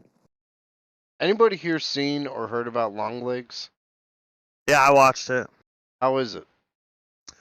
So they try to kind of. I'm not gonna spoil shit because I think you should go watch it. I'm But gonna go see it tomorrow. they peddle it off as a horror movie. Realistically, it's a like occult crime thriller. Like, it's really more it's more in the line with like Hannibal Lecter than it is like a horror movie, if that makes sense. So, do you finally see Nicolas Cage's Yeah, character in it? you do. You do. Okay. You see him. Yeah, I thought that was interesting. They hide him in the trailers, and they do like hide him for a lot of the movie. And he does look very disturbing. The movie is disturbing, but like it's good. It's good. The direction is really good. The cinematography is good. The ending is a little bit like wonky, but it's good, dude. Go see it. Anyone who's watching, go see Longlegs if you like. If you do like horror movies or just like suspenseful movies in general, because there were times where like they do the perfect thing, where like the character's sitting there like reading something, and they're like behind them would be like a perfect doorway, and it's just like you're like kind of your eyes are kind of drawn to the doorway, and you're like, dude, something's about to peek out, and you're like kind of freaking out, but nothing happens. Or like it's misdirection. It's really good, man. It's not like Hereditary level, but it is good. Yeah, that was I going to think. be my next question. How does it stack against like Smile and Hereditary? I honestly I think it's better than Smile story wise. It's not as I don't know. Smile really at my core, like core, fucks with your mind. Yeah. But the story's not necessarily like important, right? In Smile, Smile 2 comes out in October, by the way. Um, and so, but like, it's not as good as Hereditary story, and not as mindfucky as Hereditary. So Lord I of don't know. Old Door Frames, you are 100% right. Like, people rely too much on the jump scare horror. And they did that with, a good example of that is Darkness Falls with the Tooth Fairy monster or whatever the fuck. Mm. Like, they showed it way too much. They made way too many jump scares. And they didn't build the suspense. Like, the actual real suspense of a creepy crawler thriller can be far more effective than, like, Pumpkinhead 5, you know? I think Yeah. my horror will still always be stay at the level of Fortnite and Roblox horror games. That's Go gonna be play my Luigi's level of Mansion 2. yeah, The yeah. fuck? Oh. Luigi's Mansion is the scariest game ever. No, I do agree though. Like I especially personally I don't like watching horror movies because I don't know why. It's just that thing. But horror games, I love the suspense horror. Like occasionally, like even the rip-off versions, like Fortnite and Roblox, giving horror out get horror games. It gives that like eerie feeling that something's coming out, even though it's gonna be stupid horror. Yeah, It's like like, Resident Evil. You should try yeah, 2. okay, yeah. I want to try a couple of horror games. There's another one. I forgot what it was. Let's There's a game out there, but run your horror games by me. I'm the horror game master. okay. I Well, I I mean, there could are be a like couple of new horror games, so I don't know if you've actually like played them or not. But indie horror games are peak. I would actually disagree with that. Yeah, only because I'm a massive fucking Resident Evil fan, and I love the way those games are run. but that's Well, I just mean, Lethal Company. yeah. But I don't see Lethal Company as horror. I see that more as an extraction. I don't know, man. Yes, Those I had monsters. 2 buddies over last weekend, and they were playing Lethal Company, and I could legitimately hear the fucking fear, and he was screaming like, "Oh my god, it's coming for me!" Like, just fucking. It was just the funniest shit. But I do feel you. It's kind of more like jump scary horror. I grew Um, up on Candyman and Event Horizon, so there Mm, isn't a whole mm. lot of shit that scares me. So it might actually be that I'm skewed in that regard. Event Horizon, man, good movie. Probably my favorite like horror movie. Yeah, Sorry, Yeah, we completely derailed your stuff, Mike. yeah, it's cool. yeah. So my next thing is Tangled the series. Not gonna lie, this is my one of my new comfort shows along with Ninjago. Better than It's Cyberpunk, actually according to yes. Micah. um, that's just my opinion. Okay, I respect Jordan's opinion. So, but not gonna lie, it at this entire series, it made me feel like I really wanted to do actual good out in the world. I don't know why. It's just the energy it gave off. That's what it did. And like, and a lot of throughout a lot of the show, it's mainly about second chances too. I've noticed because like there's a there's a lot of characters. One of the main villains for season one was he got a very good second chance in a redemption arc, which is really nice. And if you all are Flynn Rider fans, this is probably a series you want to see because they actually go into full detail on Flynn Rider's past and all that. So you get to see a lot of his like past and what he wanted, like what he went through You know, before he met Rapunzel. going off what you said, and I just picked this book up yesterday, so please don't send me hate mail. Um, but I picked up this book called like the Book of Life and Death, or the Tibetan Book of Life and Death. Right? It's the Buddhist philosophy on life, death, and rebirth. And Yeah, in the book, there's a foreword from the fucking Dalai Lama, and he's like, when you die, uh, your mentality is what you know designates your next life. Like, so for instance, if you lead a life of like violence and anger and all that shit, then you're setting yourself up for failure in the next life.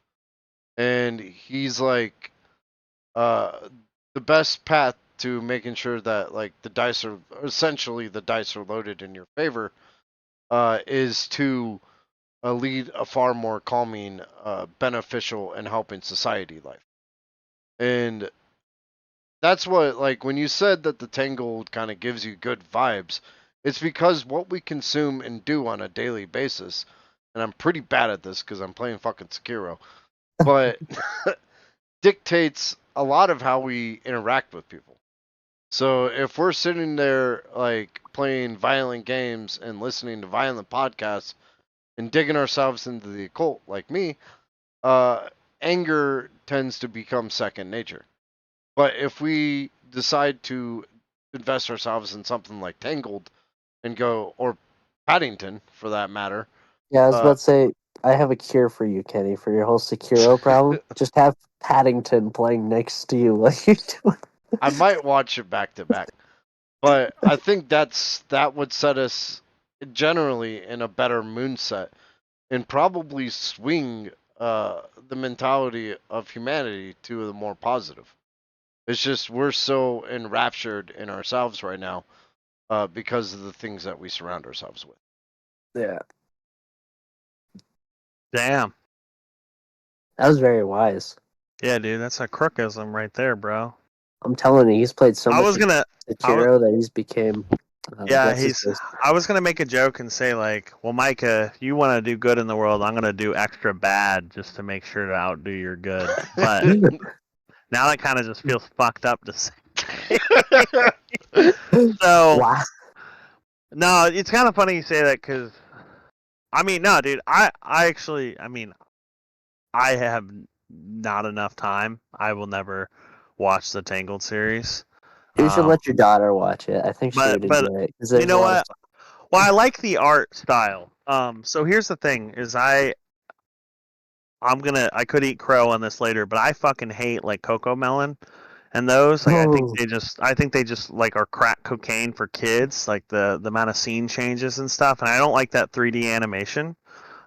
Being an anime fan, I hate that CGI. But like this is flat 2D animation. I love that mhm. shit. I mean, and it looks good. So honestly, I'm glad to see Western animation that doesn't look like absolute fucking hogwash. So I do this is like the art style. It's very Samurai Jackish. Yeah, this was made back in 2012. So if you guys are also worried about all that, like, oh, it looks so good. yeah, Yeah. but and the best part that I actually really because going into the series, I was like, okay, at the end of the movie, they have it so well. Actually, no, it was after the movie. They made this whole little like clip with the horse and the lizard saving the wedding rings when they were getting married, and I was like, okay, this was made after that. How is this going to fit in through that whole thing? And I was like, you gotta be kidding me. Like, because this goes on for 3 or 2 seasons. And it's like, how did they fit all of this? But then, like, they eventually get to that point where it's like, because in the first movie, if you haven't seen the first movie, spoiler alert, I'm pretty sure everybody has, she gets her hair cut off, so she loses all the golden hair. Bro, did you just spoil Tangled for me? God damn it! Now I'm never Haha. gonna watch this fucking thing. Thanks. You know what? No, I'm yeah. bringing all Well, she sorts of becomes a negativity in the brunette, world. so like, No, go ahead and Well, keep wait. She going. becomes a brunette. yeah, she She becomes a does. brunette. Brunettes are pretty Yeah. hot, so I'll check that out. And then in the series, it adds like this whole thing where how she gets the golden hair, and then explains everything and connects it to the. Writing hate I mail to know, I know, Micah as you speak. but at the end, it's just like it ties it up to that little clip that they made at the wedding. It's like, okay, that's actually cool. I'm glad that they tied it all together instead of just left the 10,000 loose ends. So, Hmm. but yeah, Oh, cool. Well, I'm glad. How many seasons they have? 2 or 3. I don't exactly remember. Like I said, I finished this in like a week, You and know, that was like several weeks ago. I'll endorse this. For the same reason I'll endorse Paddington. People need to put more positivity in their lives, myself included. Go watch Tangled. I think you Yeah. should go read Berserk, but that's just me. Okay. I love how you're saying that dressed up as Butcher. Yeah, I think I'm gonna dress up as Butcher for every podcast from now on. So Micah, what's it on? It's on Disney Plus because it is a Disney show.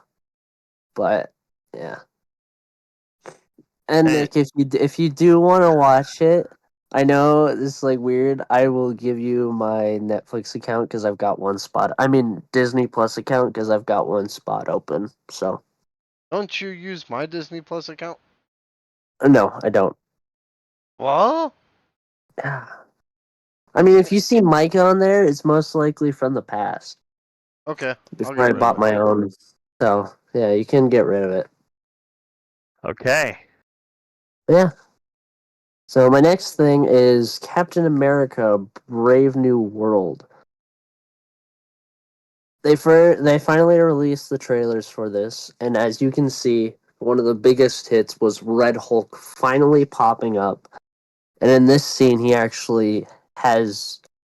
It doesn't show it in here, but it just like he throws down the shield into the ground. It's like, okay, cool. We finally get to see the Red Hulk, and he is played by Harrison Ford. So we So, get What? hold yeah. on. What? Okay, so many questions. Harrison Ford's like 85. Yeah. Okay. That's number one. Two, what is the Red Hulk? Is he like the Hulk, You don't but know the Red Hulk? no? Yeah, it's actually yeah. Please tell me what? So basically, the whole thing behind the Red Hulk is Hulk has been Hulk has always been the thing, and then he's always had to deal with the military. And one of mil the commanding officer or whatever he was, sergeant of the military, named Ross, decided to try to get the Hulk's blood and use it on himself, and then he became the Red Hulk, and it would just be a constant overlap of between the Hulks. It's kind of like the Hulk and the Abomination. Just it's just another Hulk. Is he smart as the Red Hulk, or is he like just like as strong as the Hulk, but he loses control like the Hulk? He he keeps the whole military side to him, so he is pretty much smart. He is as smart as the Hulk, and he is as strong as the Hulk. Sometimes I think instead of like him getting stronger like the Hulk, his because there's like so many things in the Avengers series that I watched as a kid. They actually made it so as Red Hulk got angry, the hotter his skin would become. Okay. It just it was kind of just this Red Hulk versus Green Hulk type thing. Yeah, There's a whole story behind it, but he's basically the Hulk. yeah. Just red. So I got other questions. Um, while Falcon taking up Steve Rogers' role is good, how the fuck is Falcon gonna take down the Red Hulk? Like, That is a very good question. With some good writing. It shows a lot of scenes with this background with the cherry blossom trees because it takes it's hard for the Avengers to fight a Hulk as depicted several times. And yeah, it is literally just there's more characters to the story like what's the guy's name? The main villain of The Mandalorian, the black guy. He plays another character in this. oh yeah, the Giancarlo Esposito. Yeah, he plays another character in this that's like this whole concept. I don't exactly know, but the trailer doesn't entirely show it that well because this is literally the only scene we get with the Red Hulk. But there is another scene with Falcon in the cherry blossoms where they actually have tanks too. So who Yeah, but knows? he's still gonna need help. Have you ever seen like text from superheroes? No. Okay, this one perfectly sums it up. But Micah, if you ever want to lose a night, look up text from superheroes.com. They're All right. like short little jokes of the superheroes texting each other. But Oh, that's pretty cool. one of them was like Iron Man reaching out to the Avengers chat. He's like, Hulk is downtown and he's rampaging. Well, let's assemble the Avengers and deal with this. And it says like Black Widow has left the chat, Thor has left the chat, and it's like all the Avengers leave, and then Hawkeye's like, "I'll come," and fucking Iron Man is like, "Does your quiver of arrows have more fucking Avengers in it?" I mean, that's how I feel like Falcon going up against Red Hulk. It's like he doesn't have the super soldier serum that fucking Chris Evans does. And the only reason he was able to, or Steve Rogers does, which makes it like that's the only reason he was able to go Yeah. toe to Yeah, toe but with dude, Thanos. he can fly. Yeah, I was about to say he could act like a fly to Red Hulk. No, I'm joking. I don't know. I know for a fact that he can't fight the Red Hulk alone because yes, he is a Hulk. It's just they haven't depicted that in the trailer yet. I bet It's Mark just Ruffalo is gonna pop up somewhere. I kind of do hope so because it would be nice to see Hulk versus Red Hulk because this has taken forever to do. Like, there's a lot of Marvel fans have been waiting for Red Hulk to pop up because they want to see a Hulk versus Hulk fight, So we might not be like a seeing She-Hulk battle. a renaissance of the MCU with Captain America, the new Cap movie, and the fucking Deadpool and Wolverine coming.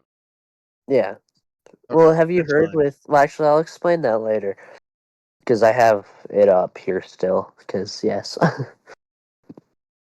but yeah. So hopefully, the only like issue with people having with this trailer is the CGI looks a little bit off, as you can kind of see. The Red Hulk is a little bit off in the picture. So people are hoping that the CGI is going to be a little bit better later on, but Well, I mean, who I knows? hope they finish him because it looks like they just got his legs right now. Well, They they do. Where's actually the rest do of in his the body? in the trailer. Well, in the trailer, it actually shows a whole side picture because, like I said, Oh. it shows his arm fully up and he throws the shield straight into the ground. Mm.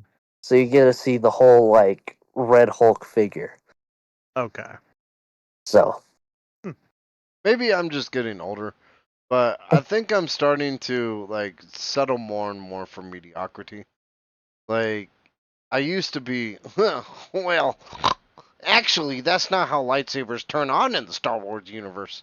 And now it's like I don't fucking give a shit. I just want to go see a movie where old wizards hit each other with glow sticks. You know, it's like yeah, his CGI might be off, but the world's gotten so fucking nitpicky that it's actually driven me to not be as nitpicky as films.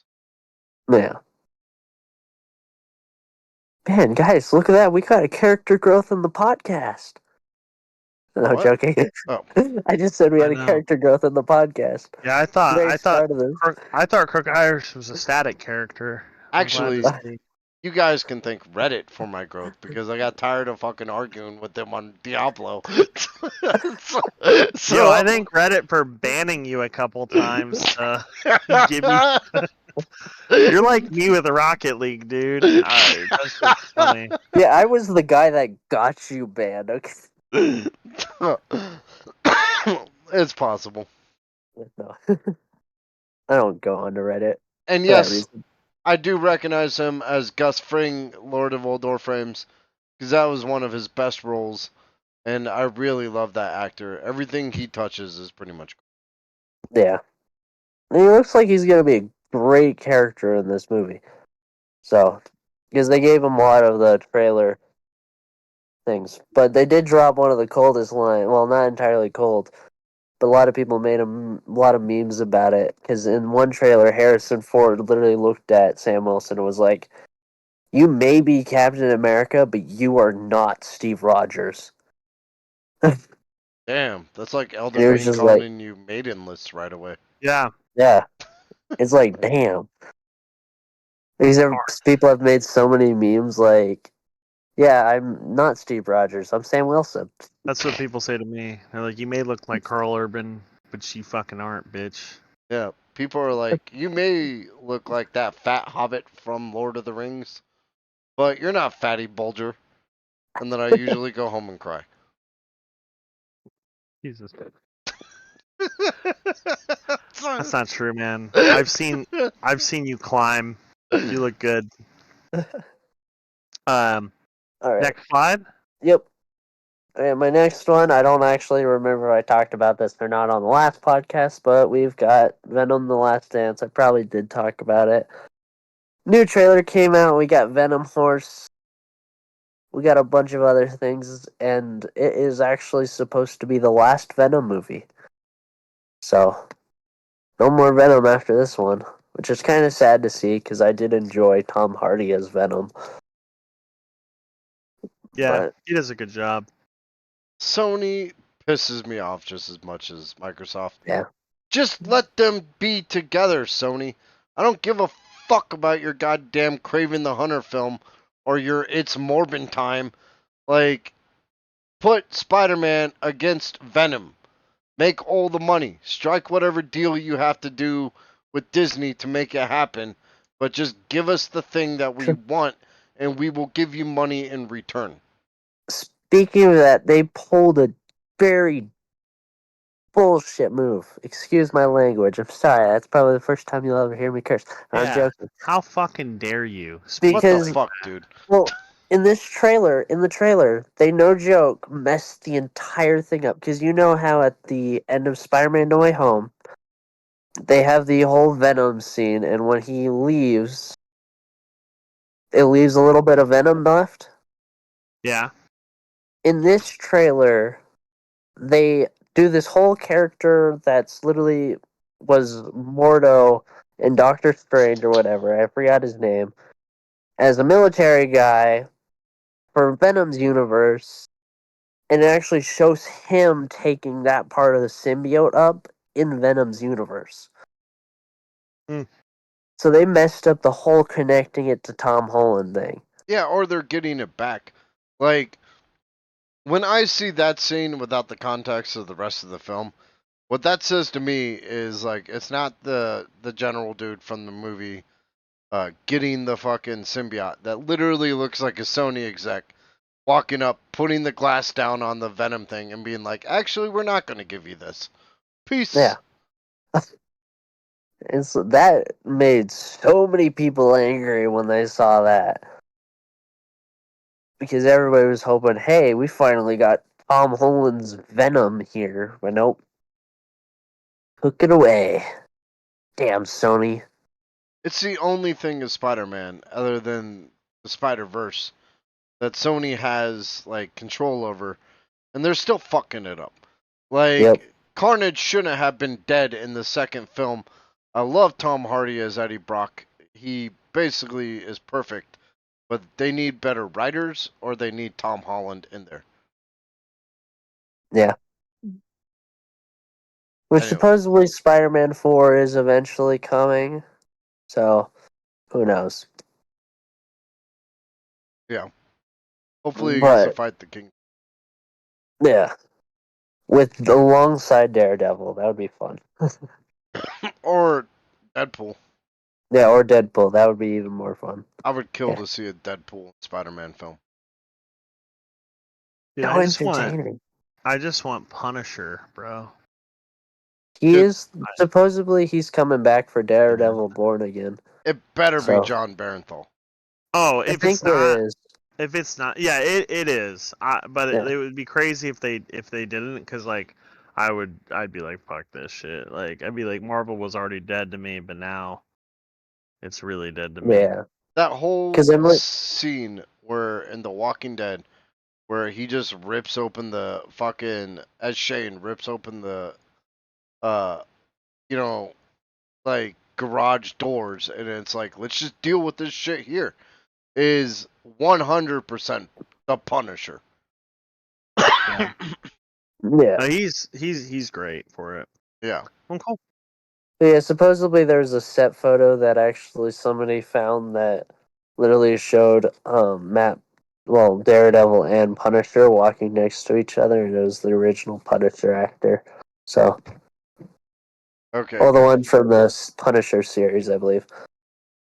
I actually like I like Charlie Cox as Daredevil. I like John Barenthal as Punisher. I like the Kingpin.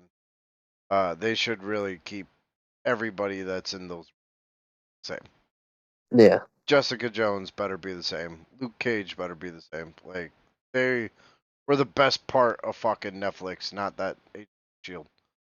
and what I see with, I actually enjoyed Agents of Shield, even though it was so like thrown off of everything. It threw everything off because it's the whole Phil Coulson thing, but my idea of the Daredevil universe, well, like the Daredevil, I'm gonna call it the Daredevil universe with all those characters like Luke Cage, Jessica Jones, Punisher.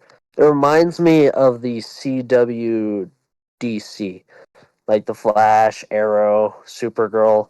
I mean, not as dark, but it just reminds me of that like group of series. Oh yeah. Like it, perfect.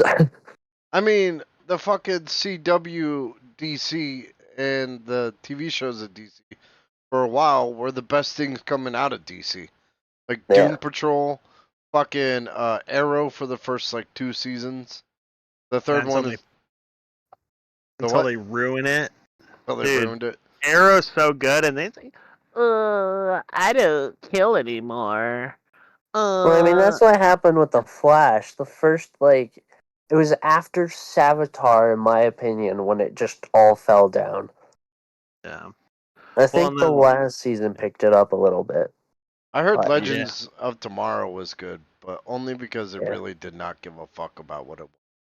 dude, and some of the CGI is real bad in Legends of Tomorrow. Like I remember seeing like clips and being like, "There's no fucking way that they spent any amount of money on this." Well, the best part is. Well, actually, sorry, this is like throwing off a little bit what you were talking about. But, like, Grant Gustin, a lot of the actors for the CW universe actually said if James Gunn invites them back, if they invites them to play their characters, they will play them. He won't So, do that because he doesn't like making us yeah, feel good. Yeah. sadly. Yeah. Well, cool. Yeah, yeah, Well, it's unfortunate, but yeah. that's just how it goes. All right. Anything else for Venom? Nope, that's it for Venom. Next is Agatha All Along.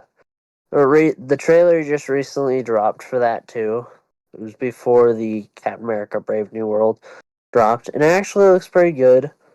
It explains like things happening after Scarlet Witch, and also has a couple Scarlet Witch mentions, like her name, saying like Wanda messed up your brain, come back, and all that. I And wonder if supposedly, what? is she coming back for this? I have no idea. Nobody really knows. But this Yeah, is they're probably just. Oh, go ahead. yeah. Well, I was just you can go first. So Probably just gonna set up a new hero to essentially take her place. So yeah, I but would assume it's Agatha. the All along. release date is September, like this September.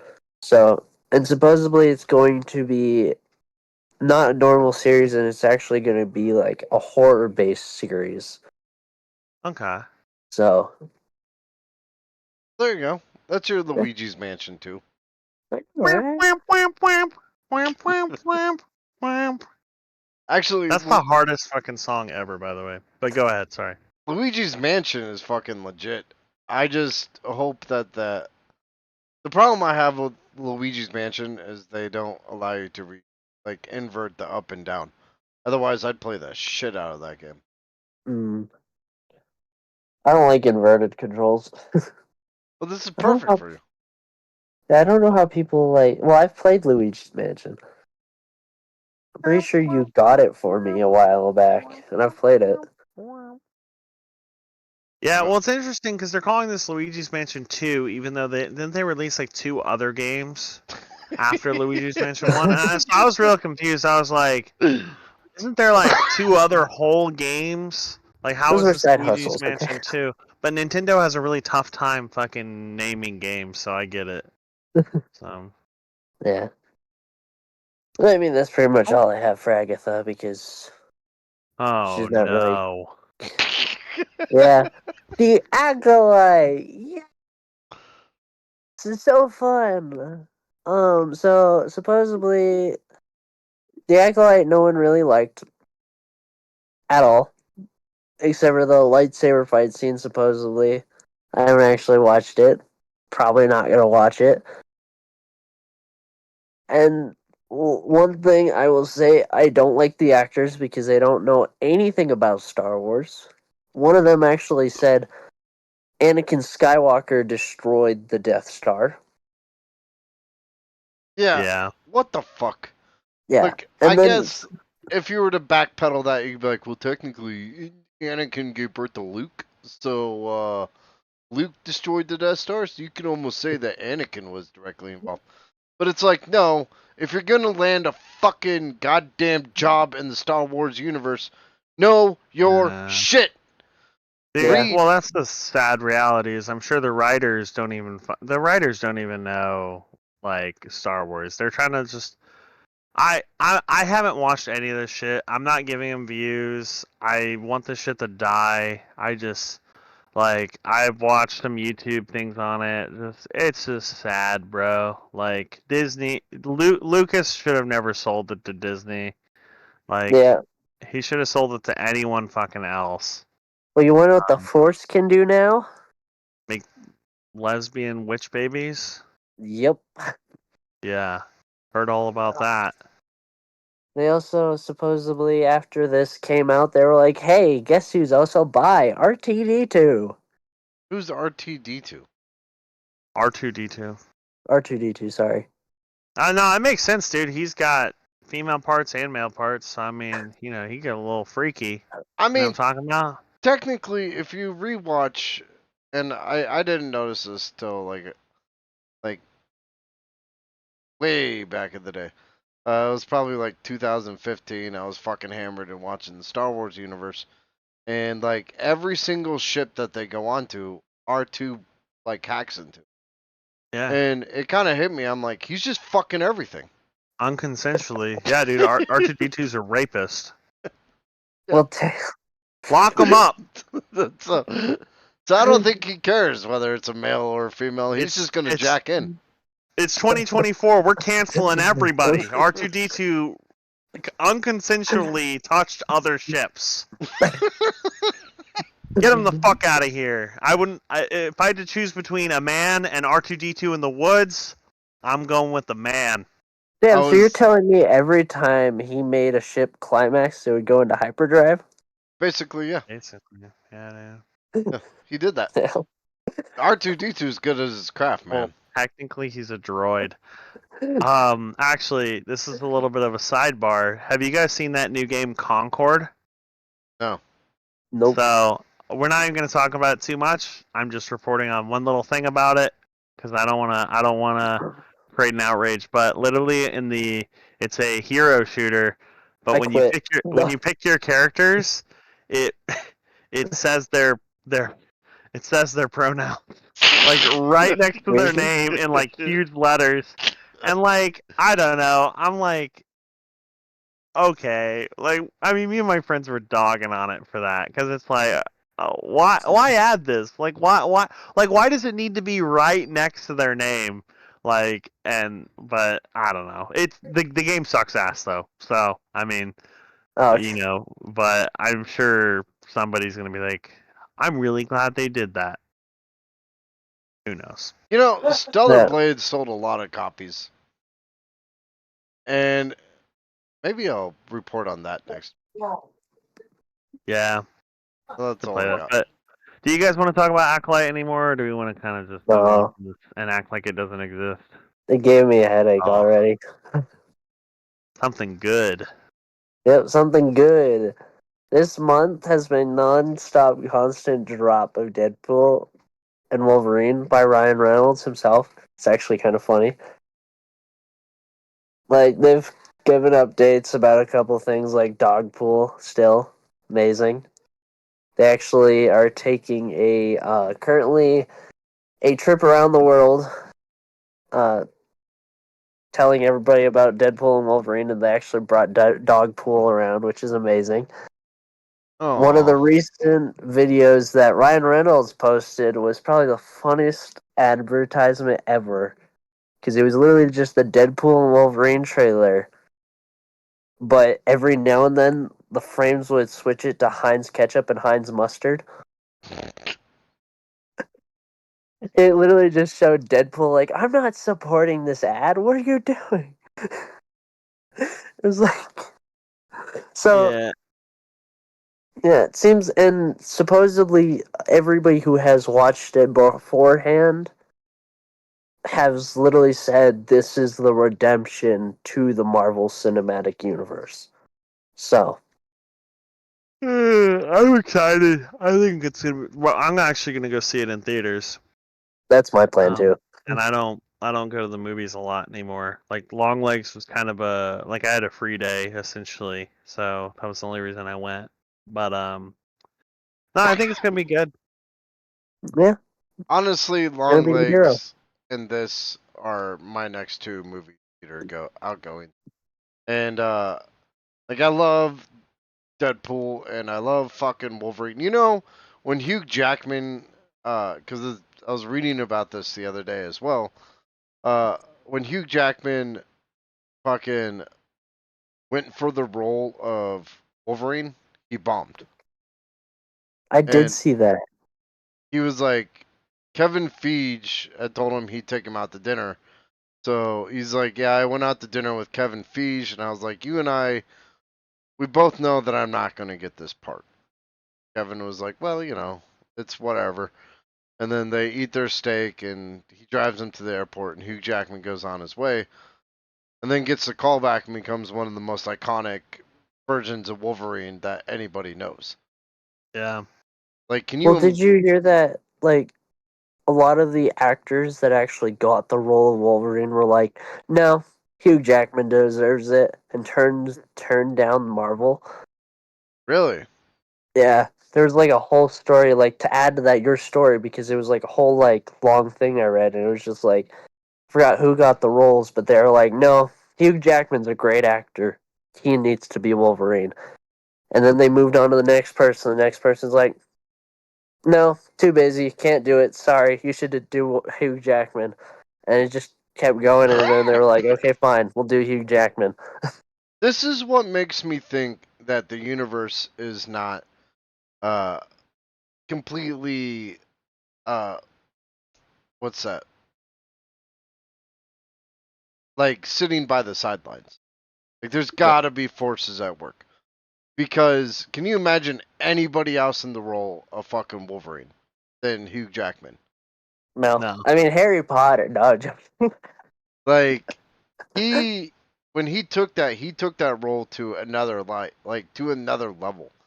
And yeah, he had his lows, X-Men Origins, but he also had his highs, Logan. It's yeah. like his Wolverine transcended pretty much every Marvel universe and was one of the few that managed to be in each of them.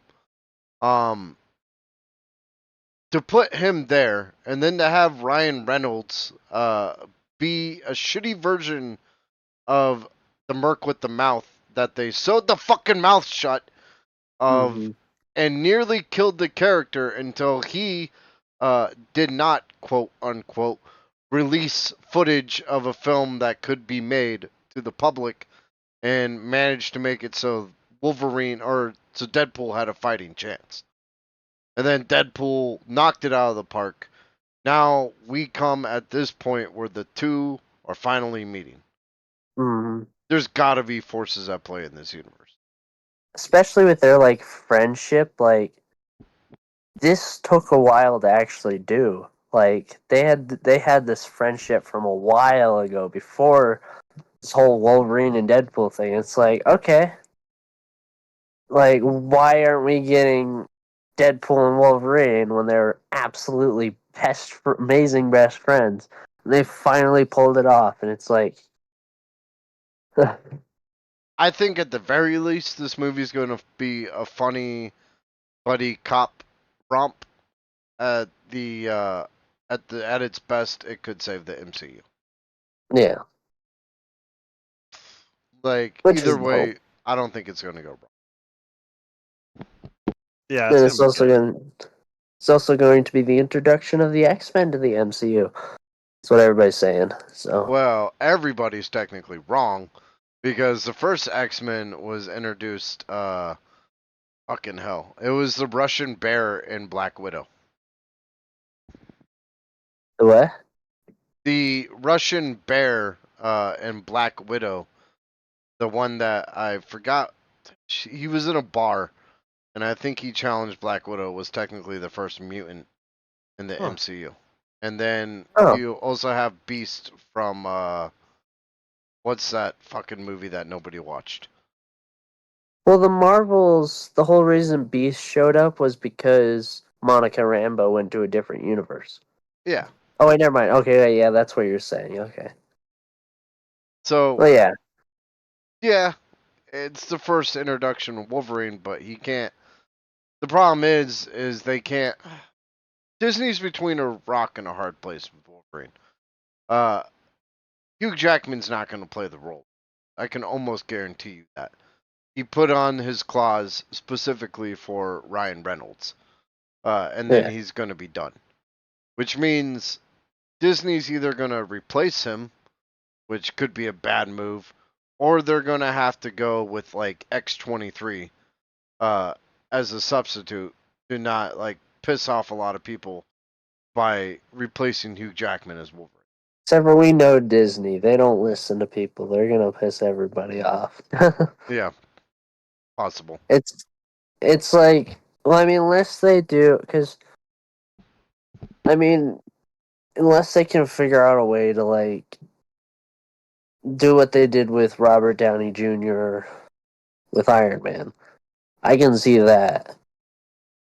But Which like, is funny because they're just bringing him back. So oh yeah, Well, I feel with everything from like Iron Man 2 on, Disney had an idea. Like, here's my theory, right? Is that Iron Man 2 to Avengers Infinity War was scripted. It was probably like, here's where we want to go. Like, we're going to make it kind of comic booky, but each one of these movies, these important films, are going to introduce the Infinity Stones one by one. Until yeah. eventually Thanos is like, I'll do it myself. Gets the stones and beats the shit out of the Avengers. And probably one of the best movie moments in movie history is like, and no, I'm not talking like versus Citizen Kane, but I mean like at least in the MCU, uh, possibly Disney, where, well, no, because we, anyway, in the MCU, one of the best moments was when Thanos won at the Yeah. end of Infinity War. He was just like, no, you guys can't beat me. I was like, thank you. Thank you for giving me a villain that's an actual credible threat. The problem is Disney lost its way after that. It didn't have a plan. It had a plan of King somewhat, and then King took out King in the most King way possible, as I've said before, by like his fucking variant killed himself essentially in that universe. Yeah. I mean, then there was Loki, which kind of introduced more of a story, but like, then everything bad happened, and yeah, Yeah, Disney's gone back to the drawing board, and I'm pretty sure the next big bag is going to have to be Galactus until they've distracted us enough to be like, here's a new king. as long as they bring Doctor Doom at some point, kind of like how they did with the Avengers, where they had Loki, then Ultron, and then Galactus, I'd be happy because I want to see Doctor Doom, and Fantastic Four is a good way to introduce him in that. We seriously need a fucking Doctor Doom. Like, a Doctor Doom that would be an actual threat to everybody. Like, that would be Yeah, fucking sick. And I know just the actor, yeah. Pete Who? Davidson. you think so? No, I was I was like, that's an interesting take, brother. Oh, cool. I Well, think they should just if wait. Does Billy Butcher, is that his actual accent? Because if not, I feel like he would be a good Kang. yeah, Carl Urban is from New Zealand, so Oh, okay. he's got it's kind kind of of it's British. yeah, it's British Australian. Uh, Oh, you've okay. you've actually seen him. He does some really good accents though, because he was Bones in Star Trek, and he was in Lord of the Rings as one of the riders of Rohan. Yeah. Oh, yeah. Well, cool. We should probably move this along so Yeah, Jordan doesn't pass out. Okay, my next movie is The Fall Guy, which I don't know if I talked about this again either. Me and Lord of All are friends. Props to him. we actually saw the Fall Guy in theaters, and not gonna lie, my first thought of it was just going to be a documentary about stuntmen, but nope. Instead, it just changed to like a completely like love, funny, intense like movie. What kind of mushrooms are you taking that makes you think the Fall Guy is a documentary about store or Well, uh so how it started was it actually started with I forgot his name. It's the guy right there, and the director talking about the movie, and then it was just like, yeah, here we go. You forgot Ryan Gosling's name? Yeah, I'm too tired. Okay, Yeah, I bet you are. I stayed up till like 4 o'clock, and I had to wake up at 10 to watch my brothers. So I normally Dude. sleep till 12. Oh God. Yeah. I wish I could do that. yeah, yeah. Joys of youth. Yeah, Yeah. Man, but that's Emily Blunt, right? yeah. Dude, I want her to beat the fuck out of me. Amazing woman. I would be her I Fall Guy. Edge of Tomorrow, just like she's just perfect in that movie. You guys know what movie I'm talking about, right? Yeah, the Nope. Live Die Repeat with Tom Cruise. Yeah. Okay. Nope. Yeah. Damn, But dude. yeah, I talked about it on the podcast like 2 years ago, bro. I don't remember 2 years ago. I barely remember yesterday. I Have we know, been dude. doing this for 2 years? Almost. Yeah, dude. Yeah, Holy shit! I I Congrats, know, was. dude. guys. Yeah. Yeah. Yeah, thank you, dude. Party time. Okay, but the Alright. if you just want a random little movie to watch, I suggest The Fall Guy. Just Alright, because what you about want to find this something. one? Was this any good? F? This was actually like I don't know like how a lot of people haven't watched this. This was so heartwarming. Like it was basically about that little girl running into the ifs, the imaginary friends, and then eventually she tries to help them find a new kid. Oh, Okay. And it's actually like a whole sweet story. Ryan Reynolds has a good part in it. And like this movie will make you like laugh, cry, and all of that. And it's like amazing. I actually really enjoyed it. Hmm. Alright. I'll check it out when it's on Yeah. Prime. Pretty Is it sure it's already on Prime? already on Prime. Oh, Yeah. okay. I'm pretty Huh. sure that's where I watched it. I didn't watch it in theaters, sadly, but yeah, I definitely suggest if it is great movie. It's kind of like Paddington, just with a different little aspect. okay. So Maybe I'll check it out. I mean, it Uh-oh. probably won't make you as happy as Paddington does, but it's got that like aspect that Paddington has that is just a sweet movie.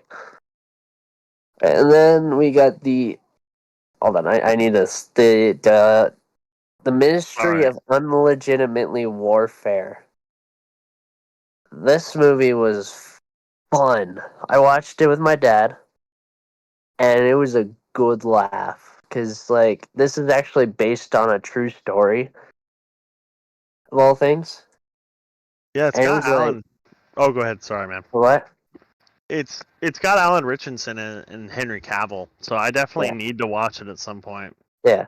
Like, like, I heard about it. I was like, oh, that's cool, because Henry Cavill's in it. I'm like, okay, this seems like it's going to be cool, because normally his movies are great. But, like, when I watched this, I was like, man, this is fun. And it was super fun to watch Superman shoot a lot of people. Because, like each character has their own aspects, and, like, at the end, it'll actually tell you, like, what happened after all this. Like, what happened to the actual people after all this and what they did here. And I was like, Pretty cool. wow, that's actually good. Like, Yeah, it's World War II, right? yeah. That's pretty cool. So, like, if you want to watch a good true story, unless you guys have seen others. Everyone I've watched, I've been iffy about, but this one was fun to watch. So, Cool. especially the Okay. guy with the bow, he has this whole scene that's just perfect. Yeah, Alan Richardson's dope. He plays Reacher, and he's Yeah, awesome. He's really that's one wholesome, good series dude. I've wanted to watch. So, Yeah, he's great. He's also in Blue Mountain State, which is a great Oh old my show God, about Blue yeah, Mountain dude. State. Yeah, dude. And I just recently rewatched Blue Mountain State. Dude, he's Thad Castle. He's So, wait, Reacher is Thad Thad Castle. yeah, Reacher's Thad Castle. Holy shit! I never put those two together. Yeah, dude, he's awesome. And it's funny, dude, because he's Thad Castle and now he's like uh super Christian. He actually has a YouTube channel where he like just talks about scripture and stuff. huh. So it's like Oh, super. Yeah, he's a really good dude. Well, cool. Although one funny thing about this entire thing is seeing Reacher and Superman next to each other.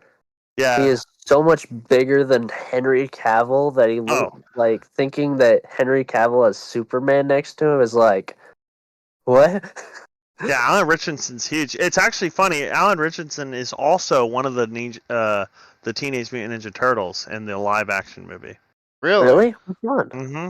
Yeah, they were treated terribly in the movie, but yeah, he's one of the turtles.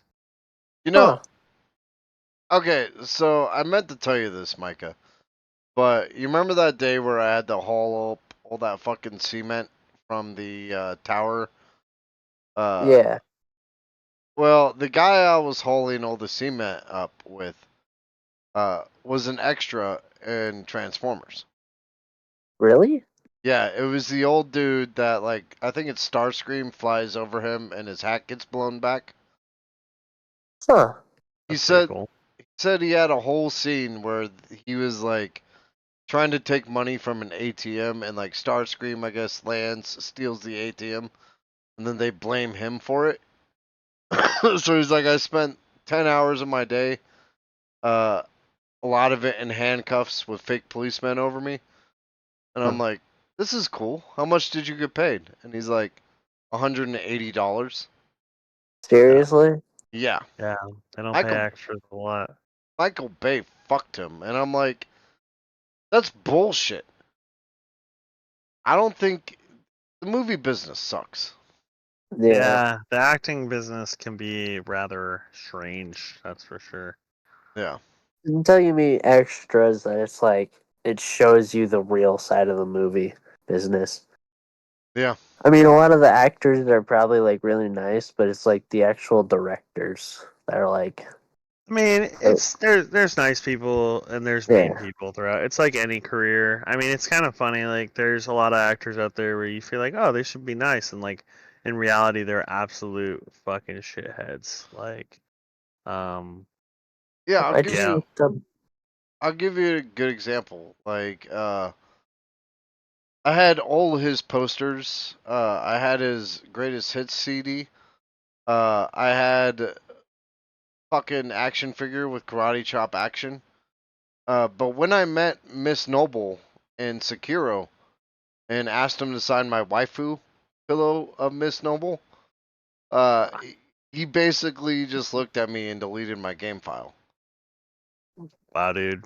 Don't It's meet your Damn. don't meet heroes. don't meet your. He's holding up semen. Oh, yeah. Kirk was holding up semen with an extra from Yeah. Transformers. Oh yes, Uh, Also, Gallington.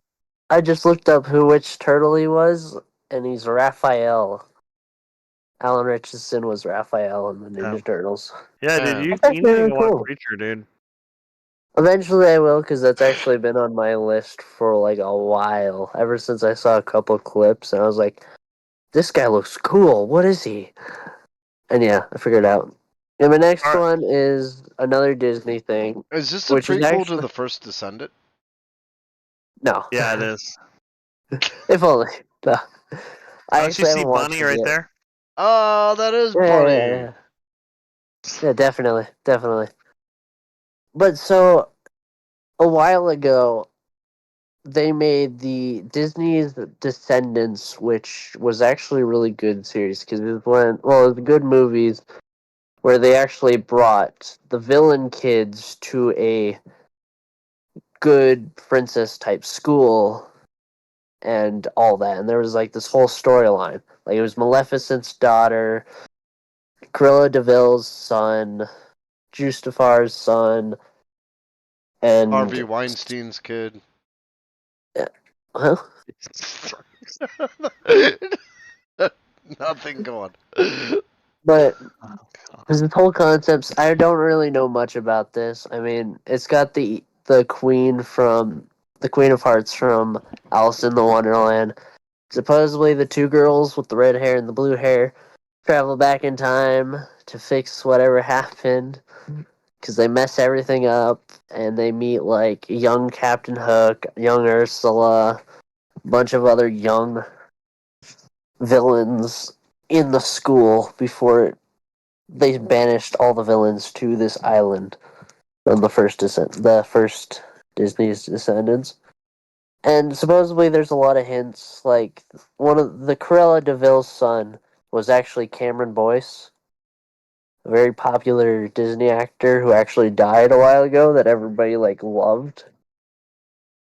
And they actually make a hint to him in the movie, supposedly. So, Oh, damn. yeah. Is this kind of like the New Age Once Upon a Time? If I'd you know what Once Upon a Time is? I'd say so. I think when did Once Upon a Time come out? Once Upon a Time's old as Oh, okay. shit. Okay, hot take. So basically, we're just glorifying nepotism now. Basically. Yeah. The villain's Ooh. children, yeah. The villain's Oh, children, Nepotism. special privileges. They're like, oh, it's okay. You're the daughter of fucking the Queen of Hearts. You're Ursula's daughter. You know, you rise yeah. right to the top in the school. The same shit in Harry Potter. Oh, it's okay. You're the Well, son of Lily and James Potter, so we're gonna put you in a special place. Fuck this kid's wand. We need to get this guy a broom. I mean, yeah. Like, I mean, the original Descendants movie came out in 2015 with Dove Cameron, Cameron Boyce, Bob Osteria, and Sophia Carson. I mean, if you kind of like movies that sing, I suggest watching it because they got a lot of good hits. Like, what's it called? Dang, I'm too tired for this. But I think my favorite villain kid though is in the second movie, and that's Captain Hook's son. okay, Like they make him absolutely nuts because he works with Ursula's daughter Uma, who's actually the one in the captain's hat next to the Queen of Hearts, and he literally is like, "Oh yeah," like in one of the songs, he's like, "I'll rip you to shreds," and puts like his because he's not missing a hand, so he has a hook and he holds it, and he just holds it right up to the Beauty and the Beast's son, who's tied to a pole on a ship. So it's like, okay. But yeah, I applaud that them for finding interesting ways to use the IP, though. I I mean, mean, yes, I'm just being crotchety. I'm sure it's good. yeah. I know Dave Pete actually liked the first two movies. He actually watched them. Well, Peter's been Along with trying to get me to zombies. watch kid shows for a while because he watches a lot of kid shows and he wants to justify that. Yeah. I mean what's what's next here? Do we got a new Shrek movie coming out? yeah, DreamWorks actually recently just dropped a little hint that Shrek 5 is coming out. They actually pulled a video where it was a 5 that had Shrek's ears just come onto the screen and just pop up, but that was pretty much it. So everybody, but cute, like few things. If you haven't seen Puss in Boots, there's a little bit of spoiler at the end, but Puss in Boots actually takes the dog and the kitty Softpaws to far, far away. He's like, we're gonna go see some old friends. So hopefully they tie that in with Shrek. Otherwise, because like a lot of people have like are like, oh my gosh, hopefully they didn't just like say this was a little short clip that it was just gonna be introducing Shrek 5, but not gonna have Puss in Boots, which you gotta have Puss in Boots because it's Puss in Boots, Donkey, and Shrek as seen in the picture. If they want it to succeed, they better get the writers from The Last Wish. Yes, that I do agree with that. Because there's only so many things you can do with Shrek before it might seem to start rehash. But The Last Wish was fucking phenomenal. Like Yeah, that movie was good on almost every level, and they need to bring those writers back. yeah. As long as they don't do what Shrek 4 did, I believe. The little red guy with red hair. It's really weird. I stopped watching after two. Yeah, good. I think 3 was alright. I don't exactly remember what it was, but I know 4 was just. 4 was weird. Two But yeah, was the pinnacle, and then I don't know what the other two are.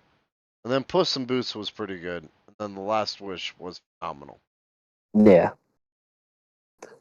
I think they were also talking about doing a donkey movie of all things, too. So maybe we'll get a donkey movie. I'd be down for that. And it seems Yeah, like Eddie Murphy is like really ramping back into Hollywood, yeah. since he just released the new Beverly Hill Cops or whatever. Hmm. I don't know how I feel about like Beverly Hills Cop.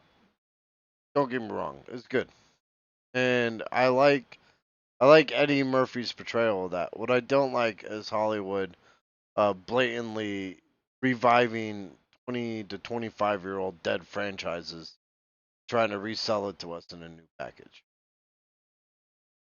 It's like they're not even trying at this point. They're and what was that like? Simon Pegg put it best the other day, where he was in an interview. He was like, if they try to remake fucking Shaun of the Dead, I'm done. That's it. This shit is bullshit. It's like I like Dawn of the Dead. I like Zack Snyder's take on it, but he should not have named it the same as the George Romero's version of it.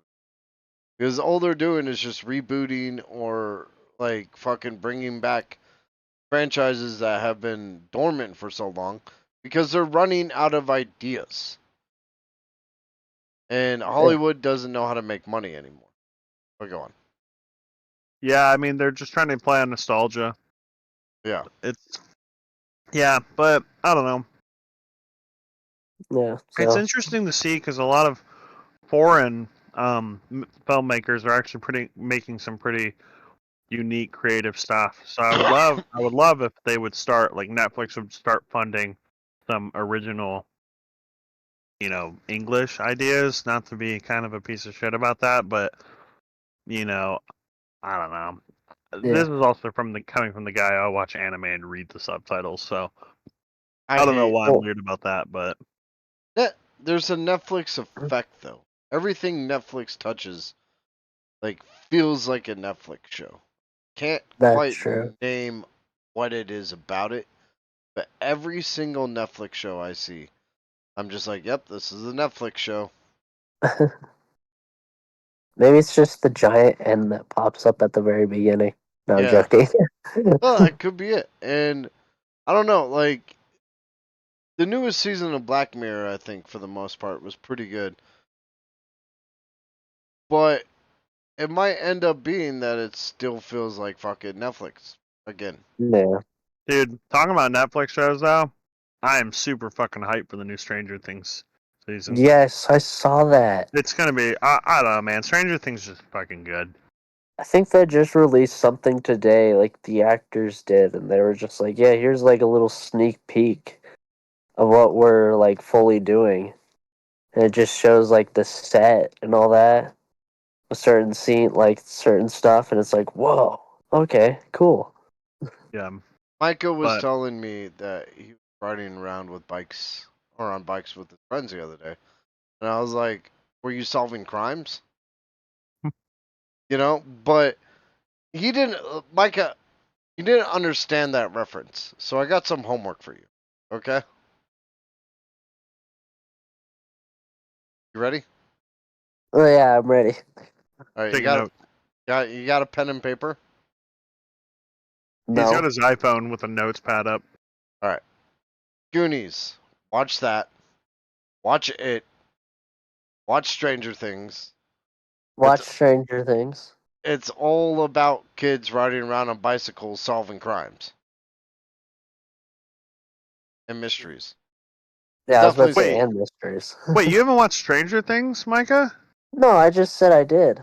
Oh, It's okay. like I was about to say. I was like, I'm pretty sure. You pretty just sure said you that did. and Goonies, but I haven't seen Goonies in like several years though. Because I what know I actually got Goonies as a gift as a CD. So, Stranger Things pulled that idea from the movies like Goonies or It, and shit like that. Like a group of teenagers causing chaos, but also solving the mystery of the town. And Scooby Doo, like it's always this. It's Scooby Doo's not riding bikes, it's in a van. the same thing. Mostly the Goonies though. Huh. Goonies like was the real. I don't know, maybe Gremlins, but I don't know if he. Do you ride bikes in Gremlins? Nah. No. I Oh, mean, it's just that old trope of 80s, 90s, like, when kids actually used to go outside Back to the Future. every day. Yeah. Yeah. Yeah. Well, you guys ready to move on to the next slide? Although I did want to Uh, say one more thing about Shrek. okay. If one thing I want is I want them to at least have a little scene where a fish slaps Donkey. Okay. Okay. A hidden reference from Will Smith playing a fish in a movie a while ago, and Chris Rock being Donkey. Uh, is Eddie Murphy? Yeah, I'm about to say Eddie Eddie, Murphy is sorry, Don. never mind, wrong thing. Oh my Wrong. god. I'm sorry. I'm tired. Okay. You're good, brother. Also, Okay. I don't know if he'd be down for that. Yeah, Oh, no, remember that. Okay, but my movie of the month, because I add an older movie every time, is The Emperor's New Groove. Not gonna lie, I've seen so for some reason TikTok and Instagram and every other streaming device, including YouTube, was like, "Hey, we're just now constantly going to do little clips of The Emperor's New Groove, so I should probably watch this soon." Because funny thing is, like, they always suggest something to watch, so I'm like, okay. So dude. I just figured I'd bring in Kronk. There was a whole villain cut from the Emperor's New Groove. Like he was supposedly some kind of idol, that was like right alongside the Queen and shit. But I guess they cut him out and he just became like a prop in one of the scenes Oh, as a reference to it. well, I'm glad they got Kronk instead because he's funny. Oh yeah, Kronk is the Pull the bomb. lever, Kronk. Wrong lever. I So, like. Micah, you'll be excited to hear this. They have a whole TV show for Emperor's New Groove. So, Yeah, Really? kind of like yep. Tangled. Yep. I Just haven't exactly seen like this. Tangled. Yeah, so. So Yeah. how would that work though? It's like just about the village and How does it Cusco ever being a work? It's the same. llama. Yeah. Yeah. Oh, so like SpongeBob is Tangled about pulled a it. sponge underneath the ocean. I'm pretty sure they can make a TV show out of the Emperor's New Groove. Well, like, so my thing is SpongeBob started out as a series. It's created random little movies. Like, there's actually a new movie coming out about Sandy. then Tangled made a movie, and then it made a series that followed right after it. So that's the only reason I was asking, because they made the movie. And it's like, you make a movie, and then you make a whole series after it, and then it's just not like, it doesn't follow up with the movie. And instead just, like, does something completely random and has the Emperor back as a llama for no clue as to why he's back as the llama. Doesn't he? Do they transform him back at the end of the movie? No, he sacrifices himself and stays as a llama, doesn't he? Oh, really? Oh, then Yeah, I read. I'm pretty sure he like that's the whole thing is he has either saves his new friend Poncho or whatever he's called, or he gets the vial and he actually picks Poncho. Oh, okay. Well, I haven't seen this movie in a while, so that's probably what. Okay. Oh, okay. Yeah, You I was know, about to say like it's about a selfish character becoming selfless. it's his new groove. But at least you get a TV show. I mean, where the fuck is my Road to El Dorado with new Elton John songs TV show? You just want to see Chell or whatever her name is Chell is more. okay. Busted. Yeah, I see right through you, There's a brother. reason that that movie has transcended time. Yeah, me and I actually, me and Alex watched El Dorado probably like 6 or 7 months ago. Good movie. And Emperor's New Groove was actually one of the first movies Alex and I watched together. Like on Really? our like second or third date. Yeah, we watched Emperor's New Groove and Hurt Locker. Hmm. Very, very good combination. And then So the next one they watched Barbie and Oppenheimer. yeah, Oppenheimer. But no. Well, cool. Well, damn, man. Yeah. What was the last thing I was gonna? Actually, I can't remember. Oh well. Yeah.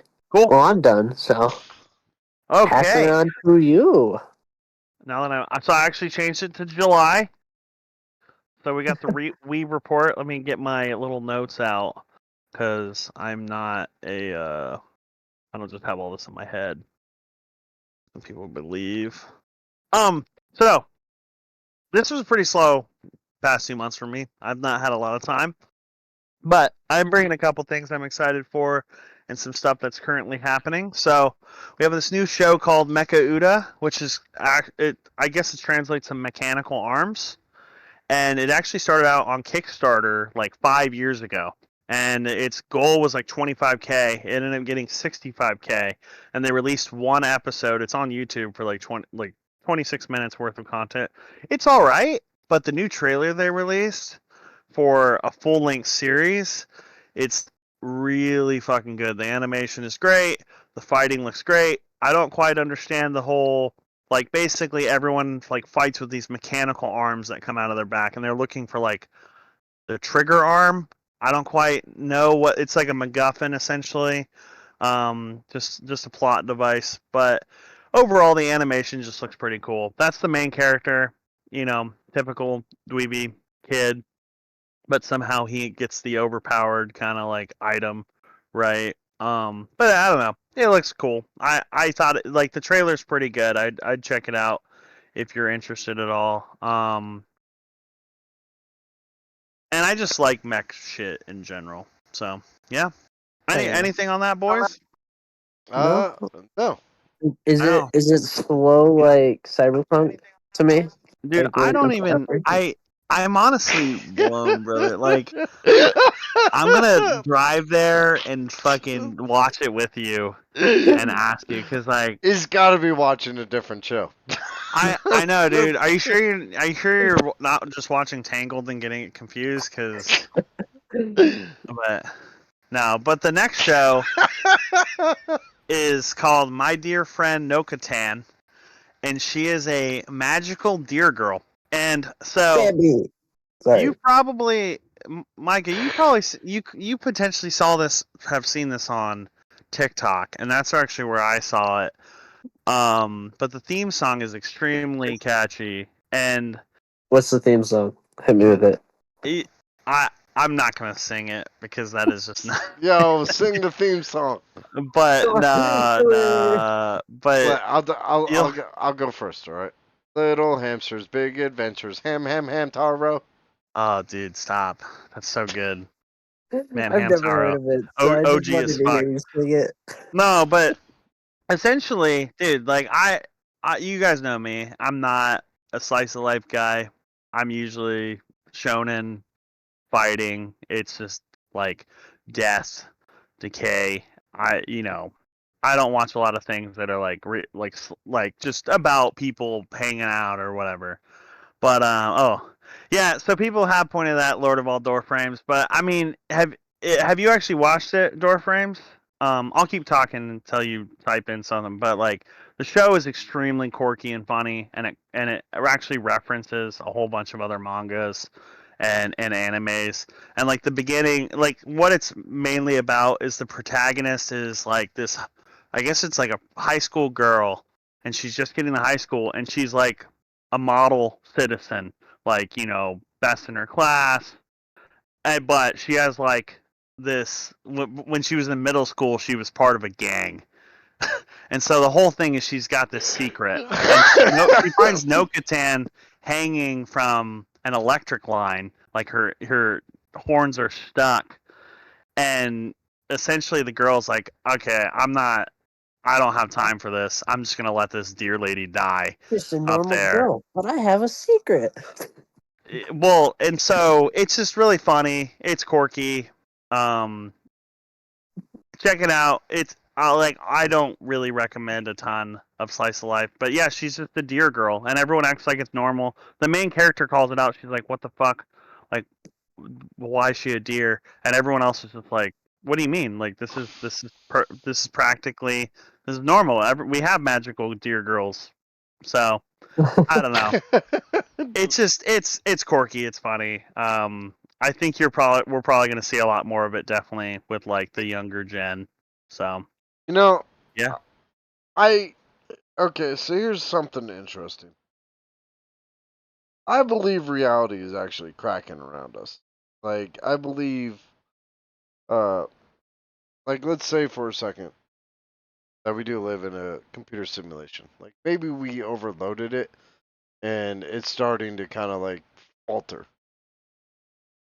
So if I woke up tomorrow, because weird shit keeps happening. By the way, I'm not just saying this because of that. I mean like the glitch in He's the mat, Batman. the glitch in the Matrix stories, the fact that my house probably very much is haunted, the fact that stuff that I thought was facts are suddenly flipped, and people are like, no, it's always been this way. Like I feel like reality is fracturing around us and converging with another one, which is fine. That's cool. Whatever. That's what we're living in. Um, but that being said, if I woke up tomorrow and they were like, yeah, no, deer girls have always existed, I can't say I would necessarily be fucking shocked. yeah, dude. Like it could be this country of deer people. Yeah, Who I'd knows? just be like, okay, yeah. I'll They just really accept it. do exist. Lord of all Called doors. It's furries. called My Dear Friend Nokotan. Um, and some other things with like it actually released the manga released like in 2020, so it's kind of getting a fast anime adaptation. But no, I'm with you. I think a country of deer people would is definitely possible. Yeah, I'd be like, okay. Like at this point, I mean, think about the Mandal. You know what? We're going way off topic. That's more Yeah, of a you're Crooker good. murder We're thing. gonna Go on. we're gonna oh yeah, I'm gonna play something for y'all. Go go It's Power 50 Rangers. seconds. Do I have to change it? Oh, here we go. I'm gonna change the stream, so Are you I'm just gonna are you gonna play Nokotan's opening and theme song? no, I'm not playing that. You guys Aw, will have to go check that out on your own. I still think you should sing it. Okay, so just check this out, boys. This stream has ended cricket noises. Wow. Oh, is it not up yet? No, I can see Oh, it. no, it is. You guys can see it? Okay. Yeah. Tarnished became Elden Lord. Oh, that's pretty sick. Honored the guest. Oh, I almost said Twin House. Dearest Mikola. I am Millennia. Blade of Mikola, and I have never known defeat. They need this. Like, Yeah, here's the go thing. ahead. Go ahead. Elden Ring got so much of its fucking story hidden, and I get that that's how like Dark Souls and those type of games do it. But at the same time, Elden Ring is far more mainstream than Dark Souls. And people want to know what the fuck happened to Caelid, or why is Melania all fucked up? You know, Yeah. why is Radon a raging beast in the desert? And I had to go watch hour to 2 hour long YouTube videos explaining what's happened in the world of the lands between. So yeah, this series would be fucking perfect. Is it endorsed by So Hidetake? it's actually just going to be like 5 minutes long. So it's just like a fanimation essentially. But the cool thing is, um, they have said, Mizaki said, "Hey, Elden Ring doesn't just have to be a video game. I would 100%, translate it into other forms of media, if anyone's interested." So who knows, man? I mean, I think some studios will come out, and potentially piggyback off of it. Or who knows? Maybe it'll become an HBO fucking live action show. Starring Pedro Right? Pascal Yeah, starring Pedro Pascal, as the 100%. Tarnished. Pedro Pascal as Tarnished. Yeah, as Let Me Solo Her. Um, so Oh, dude, did you hear about Micah's fucking like Elden Ring idea? no. Okay, this is And actually Elden Ring idea? yeah, you had a really good Elden Ring idea. He, do you mind if I tell him? No. Yeah, I don't Oh, remember this, so go ahead. He said the final boss of Elden Ring should just be let me solo her, Oh, okay. like a they secret hidden boss somewhere in the world. so there is a boss. You know what? Never mind.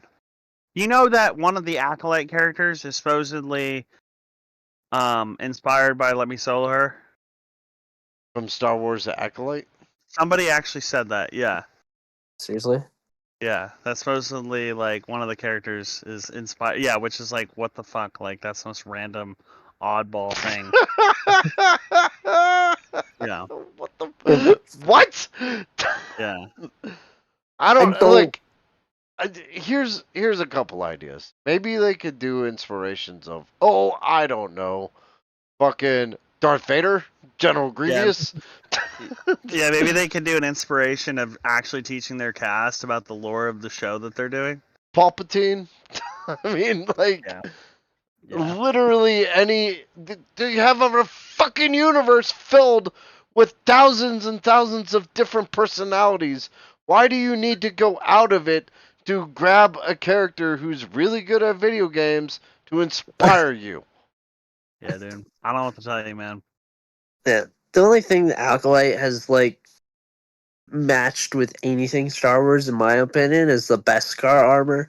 Only fight scene I've come across on Instagram was when one of the Jedi's decided to, like, Jedi ladies decided there was two of them battling one guy who had a red lightsaber, and they went straight for the head, but the lightsaber just bounced off, like it like diminished to the Beskar armor on his helmet. You know that entire fight scene was actually inspired by Breakfast at Tiffany's? Well, actually, I Really? think that guy is the one who is inspired by Let Me Solo Her. Seriously? Yeah, I think so. He looked like the main villain. I was like, he looks like the only reasonable character there.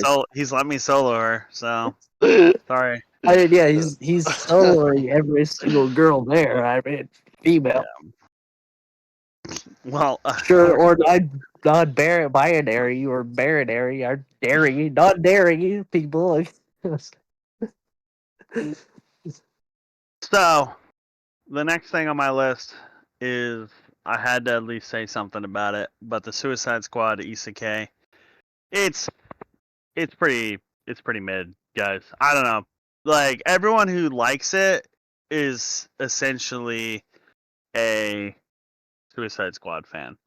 Is And Harley Quinn annoying or fun in it? No, she's fun. She's herself. She's Okay. honestly the most redeeming part about it. But I've watched like two or three episodes and I just wasn't captivated. It was just kind of like I don't know, like they kind of forced two ideas together. Now, in their defense, they're like on episode 3, so maybe it gets better, But and the only real redeeming quality so far is that the animation is fucking amazing, and that's just because it's made by the same studio who brought us Attack on Titan, Vinland Saga, and fucking Spy Family. And like, let's just be here. Like, Attack on Titan is like one of the best fucking animes to come out in the last 20 years. So, you know, they brought in the great studio for it, but I think they could have done a little better in the writing department. So, but yeah, I don't know. Check it out. It's on HBO, and if you got the time for it. I might Yeah. actually check that out because yeah, I like the Suicide Squad. Harley Quinn's one of my favorite Batman villains. Sure. Yeah, yeah, and it's like they have the Joker in the beginning, and it's not. I don't know. It's not too cringe or anything like that. Like I actually like it. It looks good. It's visibly pleasing.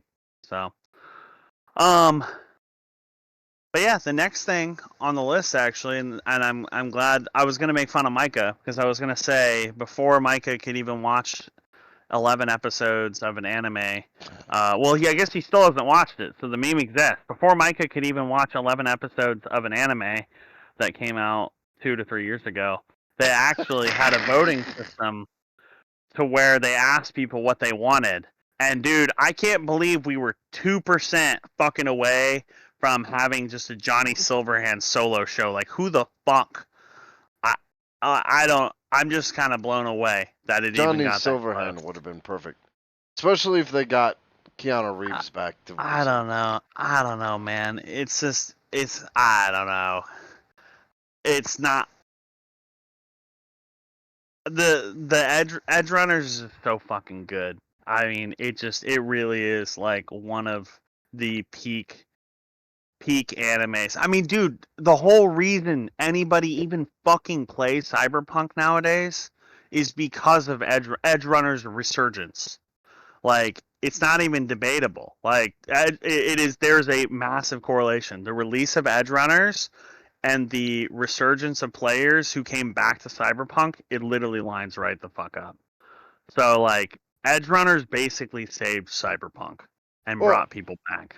CD Projekt Red went about that incredibly smart. Like it's one of the few recoup stories, Yeah, because people don't look at that game anymore and go, "Oh, this game sucks." People start comparing other games to it and be like, "Those games suck." yeah, yeah. Because they just didn't release like they released a broken game.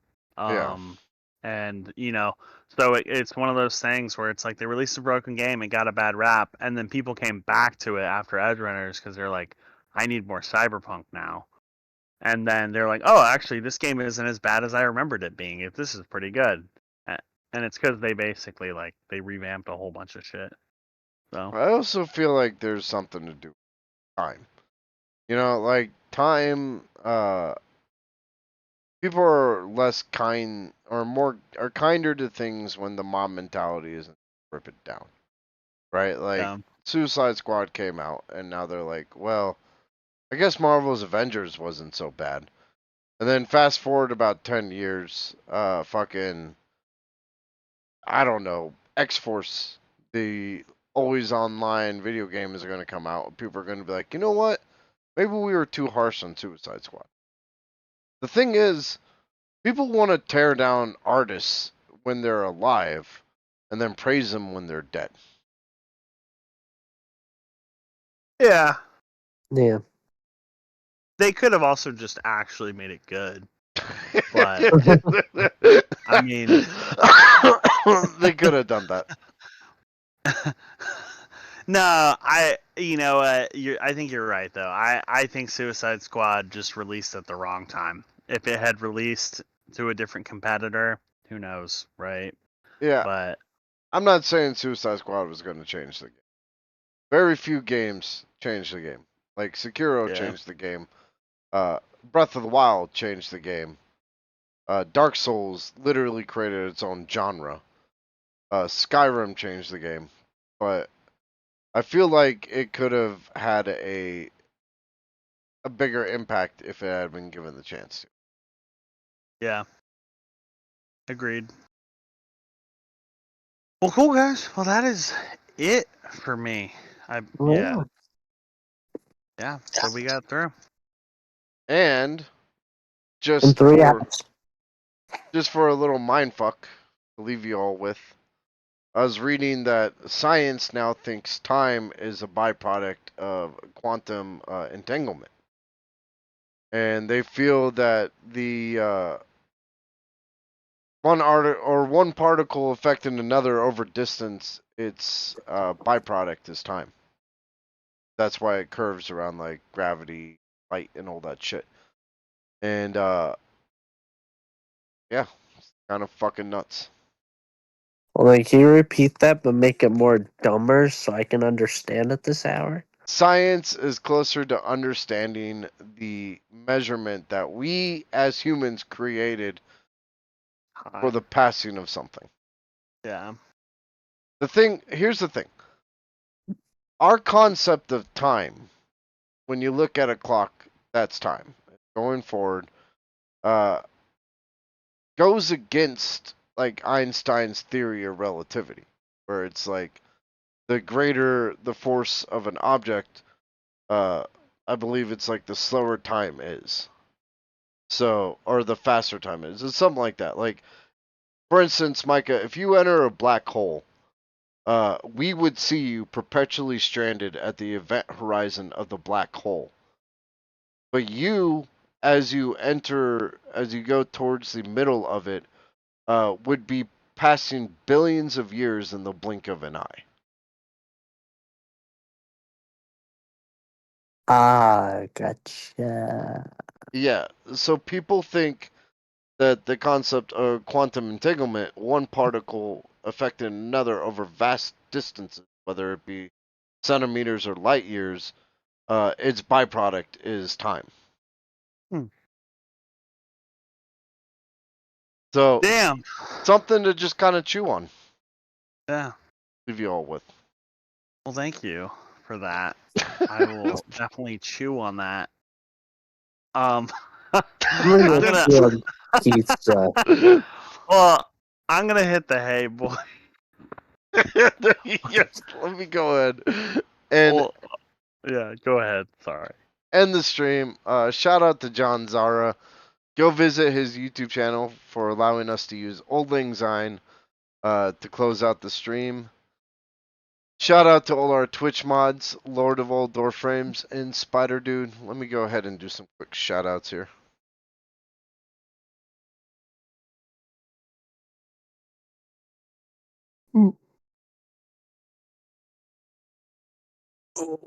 And Ravel Stream is now actually a mod as well. Thank you. Thank you. Yeah. I realized that you weren't, and I was like, that's weird. Because you 100% should be. Thank you, Lord Yeah. of all Door Frames. Stream and OGT Nasty. Well. Oh. Anyway. And OGT Nasty. Uh, go check out all those guys. They're pretty awesome. They really are.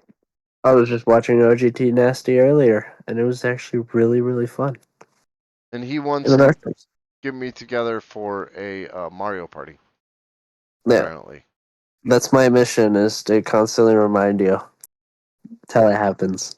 Hey, you guys distract the podcast for a second. I gotta pull up the ending song or the opening song in Nekotan.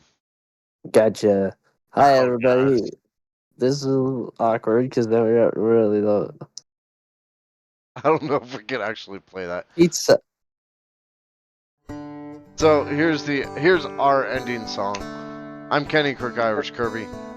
Keep it weird out there. Yeah, and I'm Jordan Rabble. Thanks for coming, guys. I guess Spider Dude just doesn't exist. Yeah, I'm here. Hi. I'm halfway asleep. I have to go eat dinner. Or my mom will kill me. Yeah, web y'all later. For pizza. Or pizza. Yeah, so Mike, time is a concept that we created to just really mark the passing of something. Not anything outside of that. But to fully understand like a beginning to an end, we have to incorporate time in the somehow as a measurement. Not gonna lie. So what? This is probably a very bad time to tell me to sleep. All I'm asking you to learn is the entirety of quantum mechanics within the next 5 minutes. It's not that hard. You got it. You got it, dude. Got I believe in you. I ain't no Ant-Man or Kang. Hang-a-lang.